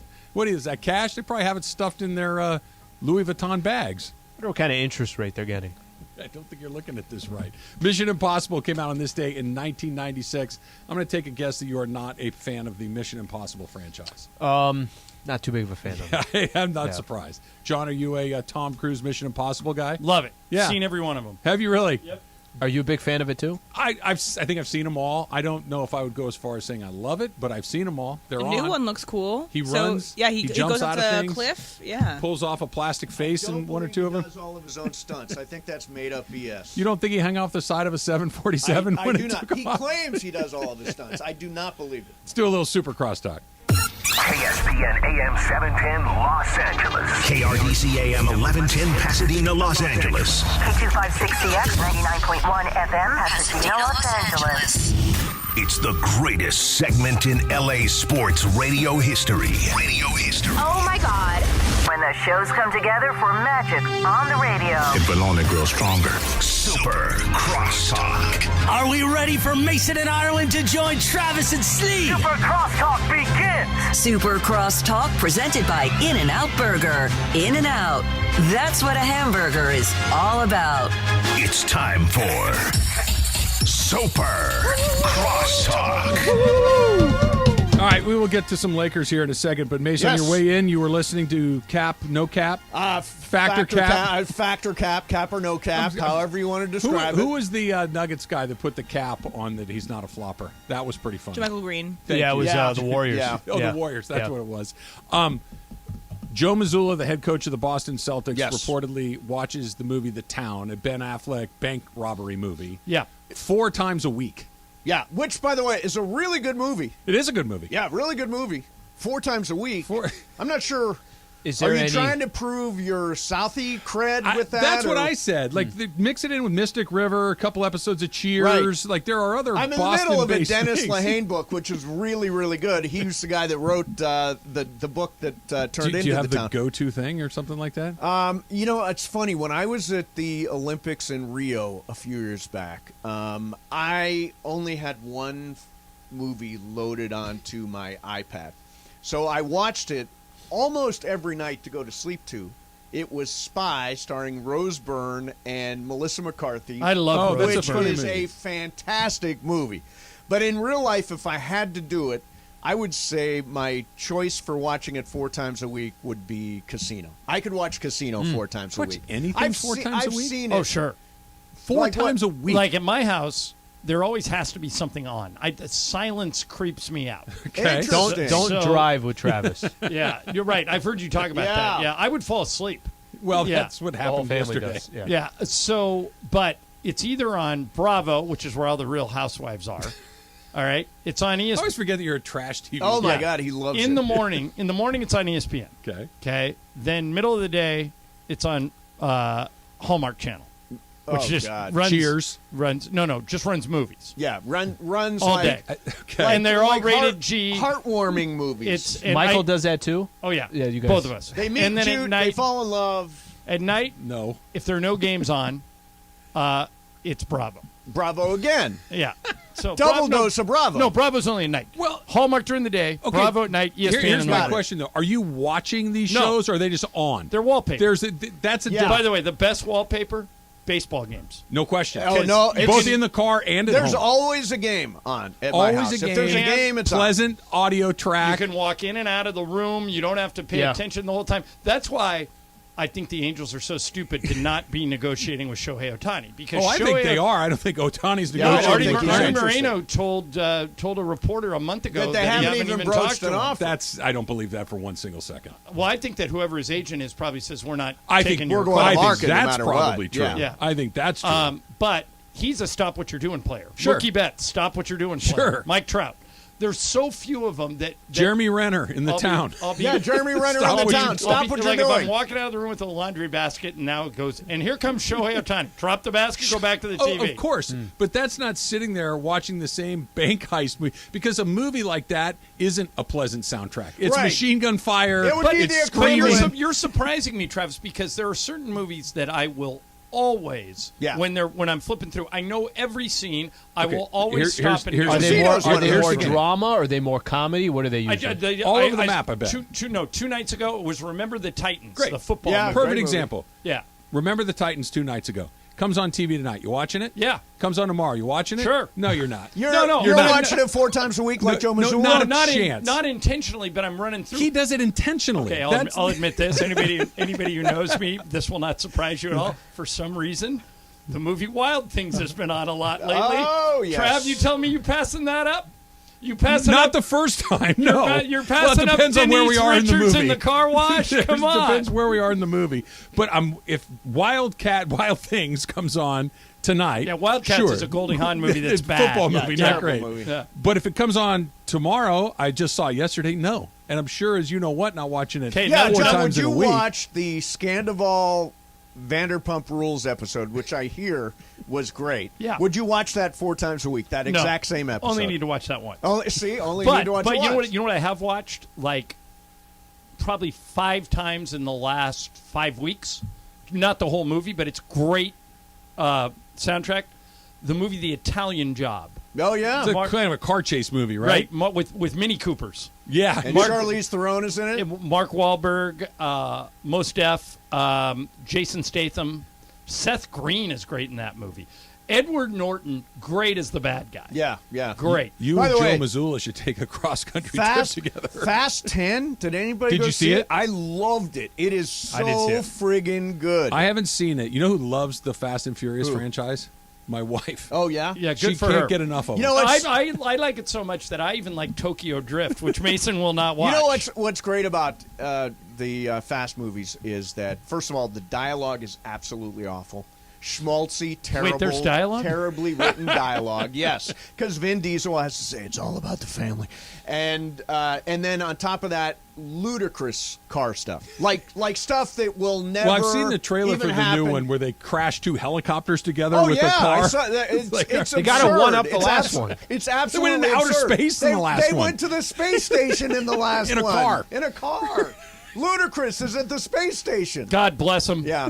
Let's No, just I say love Joe those Mazzulla movies. is going to have plenty of time to watch as many movies as he possibly I'll wants. always here. be a fan of Ludacris because I was watching him work the red carpet at a premiere for one of these movies, and some young girl reporter goes, so who do you think's going to break out of this movie? Mm-hmm.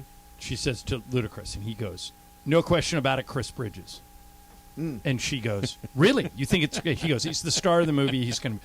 Ludacris's real name is Chris Bridges. Of course, That's yeah. something you would do. Yeah. You would say Steve Mashansky is going to break out of this movie. Look right? out for Steve Mashansky. Here he comes. 10 times in a week, 4 times It's a lot. a week. This just not That's a happening. lot. It's a lot. I know your answer.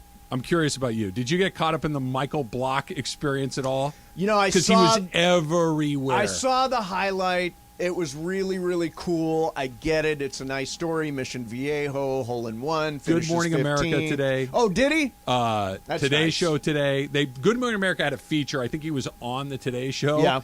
And it's those guys don't make it that far. Right. Usually they wash out after a day. He got all the way to the end. He's of already got 2 invites to upcoming PGA Tour events. Yeah, this weekend, and he got invited to the RBC in Canada. Good for him. And he qualified for the PGA next year. Now, Trav, one thing, I don't know if I've played that course. I'm guessing you have. That's where Arroyo I play Trabuco. That's where I play 95% of my golf. Really? Oh, really? Have you met this guy? Do you know I him? have. Oh, yeah. Now, I heard his lessons are $175 an hour. 125.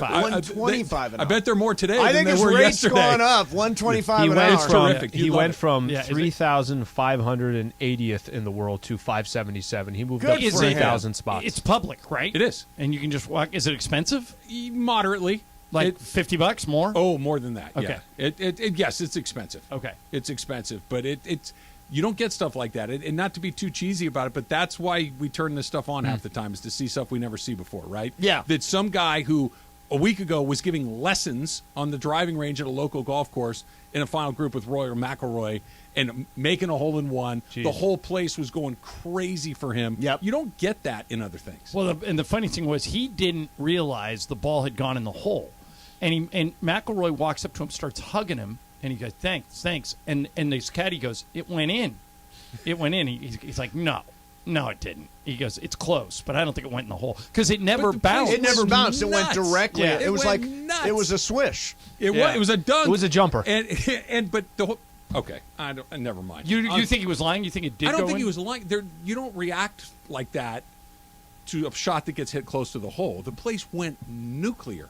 How many thousands of people around there. Yeah, went I'm not so nuts. sure I agree with you. If you put it to 1 inch from the hole, the crowd still goes nuclear. But there's a whole nother level when it goes in. Yeah. Right? It- I mean, when it goes in, if you've ever been on a golf course where it goes You in, know people it went go in. nuts. Yeah. From 10 holes away, you can tell. It was a great moment. Are we done after tonight? Done? Hell no. Over?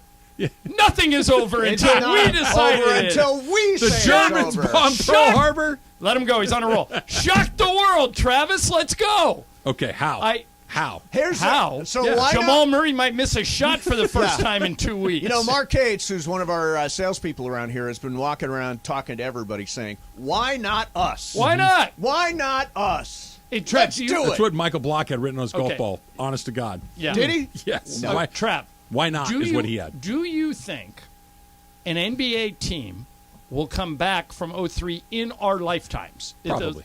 I do too. Yeah, it's going to happen. So So why not? Why not us? Okay. Because You're going to rain on everybody's No, parade? I'm Go not. ahead. No, give me your logic. You're By the taking way, you're mainstream here. You're mainstream thinking. You think it's unlikely. Blah, blah, I blah. think that it's unlikely for a variety of reasons. LeBron looks really, really less than the best version of himself. That was Saturday. He's He's been in the cryo He's chamber. gotta He's quit got the taking God, he needs to stop taking threes. threes. Oh my God! D'Angelo can't knock a shot down. No, tonight is the return of D'Angelo. Okay. The Nuggets might just be better, right? The because return of the D'Angelo. Lakers have not played poorly in all of these games. The Lakers have had stretches, and every time you feel like, okay, here it comes, the Nuggets they have an answer for Close it it. out. They have an Travis, answer for it. They bounce back. Not only has being down 0-3 not been a deterrent in the past to certain teams, it has happened in this building. 2014 Stanley Cup, Kings down 0-3 to the Ducks. And my mom, who's a Ducks fan, I said, Me too. The Kings are coming back. And she goes, it's 0-3. I go, okay, what kind of odds are you going to give me? I'll give you $1 if the Ducks win it. You give me 20 if the Kings win. Still have that 20. Yep. It's happened in this building. You got to believe, Trav. I'm hopeful, but I'm not optimistic. how about they just send it back to Denver? I think before we that's say all that you they gotta win do- the whole tonight. thing. All you have to do is think about tonight. Just let Well- the rest of it take care of just you, one Trav, game. You obviously think that the Lakers need to win 4 games. They don't. They need to win only one. need to win one. I know the phraseology. Win one game. That's the psychology. Win tonight. Worry about Thursday. Thursday. Do it like Jason Veritek. Everybody do a shot before the game. Everybody do a I'll shot do it. before the If game. That was Kevin Millar. If they're doing shots, I'm doing Yeah. shots. I'm all in. D'Angelo should probably, speaking of shots, make a few. That would help. Well, what'll be interesting tonight is First of all, let me make the case for why they need D'Angelo. Sure. When he averages 17 points a game in these playoffs, the Lakers are 7-0. When he doesn't, they're 1-7. All right? And the reason for that is there isn't really an easy substitution for him. People say, well, put Schroeder in. Schroeder's not setting the world on fire right now either. At least he's a pesky defender. Yes. Schroeder will compete, but they need D'Lo's offense. That D'Lo's offense, you got to get something. And I think that's what you're saying, John, is they're just you need more points, and D'Lo's supposed to be that guy. What I would do is I would have him on a shorter leash, like a starting pitcher in a Game 7. If he gives up 2 runs in the first inning and 2 runs in the second inning, okay, I've seen enough. He doesn't have it. But I would actually play him. Would you guys bench him? I would. Yeah, I would. And just play Schroeder, who only had 4 points on Saturday? In fact, by the way, John, if you look at it, I think I think I have this right. With D'Lo on the floor, they're minus 50-something, and that is with right. D'Lo on the bench, they're plus 30-something. I think you need to get off to a good start. Yeah. I think you need to keep this as close for as long as start possible. Rui and start Schroeder. Your 5 best Put your best guys. Whatever your closing we don't lineup want to is. lose D'Lo. Grow up. Lose him? Why are we trying to keep him? That was the story earlier. Oh, we don't want to lose D'Lo, so we want to keep him in the starting lineup. So, come on. By the way, that doesn't help his case even more. No, not when at you hear all. that. Yeah. Terrible. If this is a version of him invested, and I'm not saying he's not trying, it's just he's not playing well. Right. And he's not shooting well. He's a bad defender. They're going right at him defensively. Well, you know what, and they're telling him that they're going to go right at him. You know what the drum beat's going to be now too. No, don't even start it. It's too early. It's too early. Too early. Already started. Star-driven Too down. early. I already started. No. Kyrie. No, too early. Kyrie. Wait a minute. We got a series tonight. Let's hold that, Kyrie. I wonder if Kyrie comes tonight like he did in the Memphis series. Came in the series, sat right across the bench. What a nightmare. Wanted that to would watch be. a good basketball game. Oh, yeah, who would you rather have, Kyrie or D'Lo? I'd rather Neither. give me choice C. Neither. Me. No. When it went down, you and I were actually doing the show together Yes. when they made the Scherzer-Turner-Westbrook trade Yes. all Same the same day, Yep. right? And I was very bullish on Scherzer and Turner and the Westbrook thing. I'm like, I don't see it, guys. It just does not feel like a good idea. I love that deal relative to Kyrie Irving. You love the Westbrook Yes. deal. I don't think That's could how say, bad of an idea Yeah, I think Kyrie is. I'd also agree. That's how bad I don't Kyrie think it's is. possible to say I love the Westbrook deal. Relative to if they did that. Whatever relative. I don't think you could say I love the Just Westbrook deal. Wait. You would just you wait. would approve They of couldn't the be any Westbrook worse. deal Yes. over the Kyrie They deal. couldn't be any worse. Wait. Just wait. So Yeah. you want D'Angelo. I don't want either one of them. Let's Right. figure out what else Well, I there's mean, you out don't there. want LeBron. You don't No. like anything. No. I mean, LeBron is more intriguing to me than he was a while ago. It has nothing to do with LeBron. It has everything to do with AD. That AD seems to, and again, there's still some fluctuation there, but if AD can play every night, I'm good with LeBron because AD's your best player all of a sudden, and that's fine. AD's really, really good. LeBron can't be your best player. That's what I didn't love. Yeah. And right now, he's not. No, That's- AD is the that's- best player on the That's floor. AD, and he has to be. Yeah. That's their only chance. Those other guys. The Reeves thing is interesting. The Reeves Somebody thing is could blow the interesting. roof Yeah, off of we're it, right? going to They'll get still into the pay him. Reeves thing. I think yeah. they'll still pay him. Yeah, I do too. I Can think they'll they? pay him no matter what. Can They they can. match? They can anything? match. can they? They can Yes. match. Will they? That's the question. They can. Yeah, they can match any offer he gets. They But it have would put you 24 so hours far to into match. the tax that Into the penalty. you probably couldn't bring back a lot of the other people you want Although to Mark bring back. Stein says that he reported in his Substack there is absolutely no circumstance in which the Lakers do not bring back Good. Austin Reeves. Good. They need to keep I him. can. He's their third best player. Yeah, but I can tell you a couple of circumstances in which they wouldn't. He'll tell you in a bit. Super Crosstalk's powered by In-N-Out Burger. That's what a hamburger is all about. Let's have a Game 5. It's not too much to ask. We'll see you tomorrow.